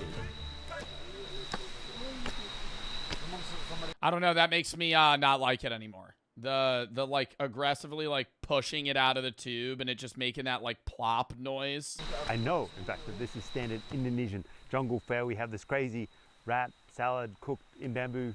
As long as they didn't do the bamboo thing, I would eat it. I would try it either way. Oh, you're going the whole fucking day. You're rat hunting, bro. I would have to taste it. I don't know. Maybe it's like a rat curry. We're gonna see how I move in cold way. Damn, do people eat squirrels a lot too? I know people eat squirrels. I've never seen somebody eat a squirrel though either. This half the stable's already worth the 3 hours trekking, having to hunt these. Yeah, I don't know about 3 hours to get fucking 3 rats worth of food. Things out of the trees, cooking them yourselves. I definitely just go to Tomahawk. Could have just gone to the market, bought them for $6. Market, buy 300,000. Best deal out there. Check it out if you're ever in town, guys. I'm telling you, Yeah, if I'm ever in town, I'll definitely go to the meat market and grab the 3 rat pack. Jungle rats, pretty good. Oh, these guys love it. All right, now that was such a fun video to watch.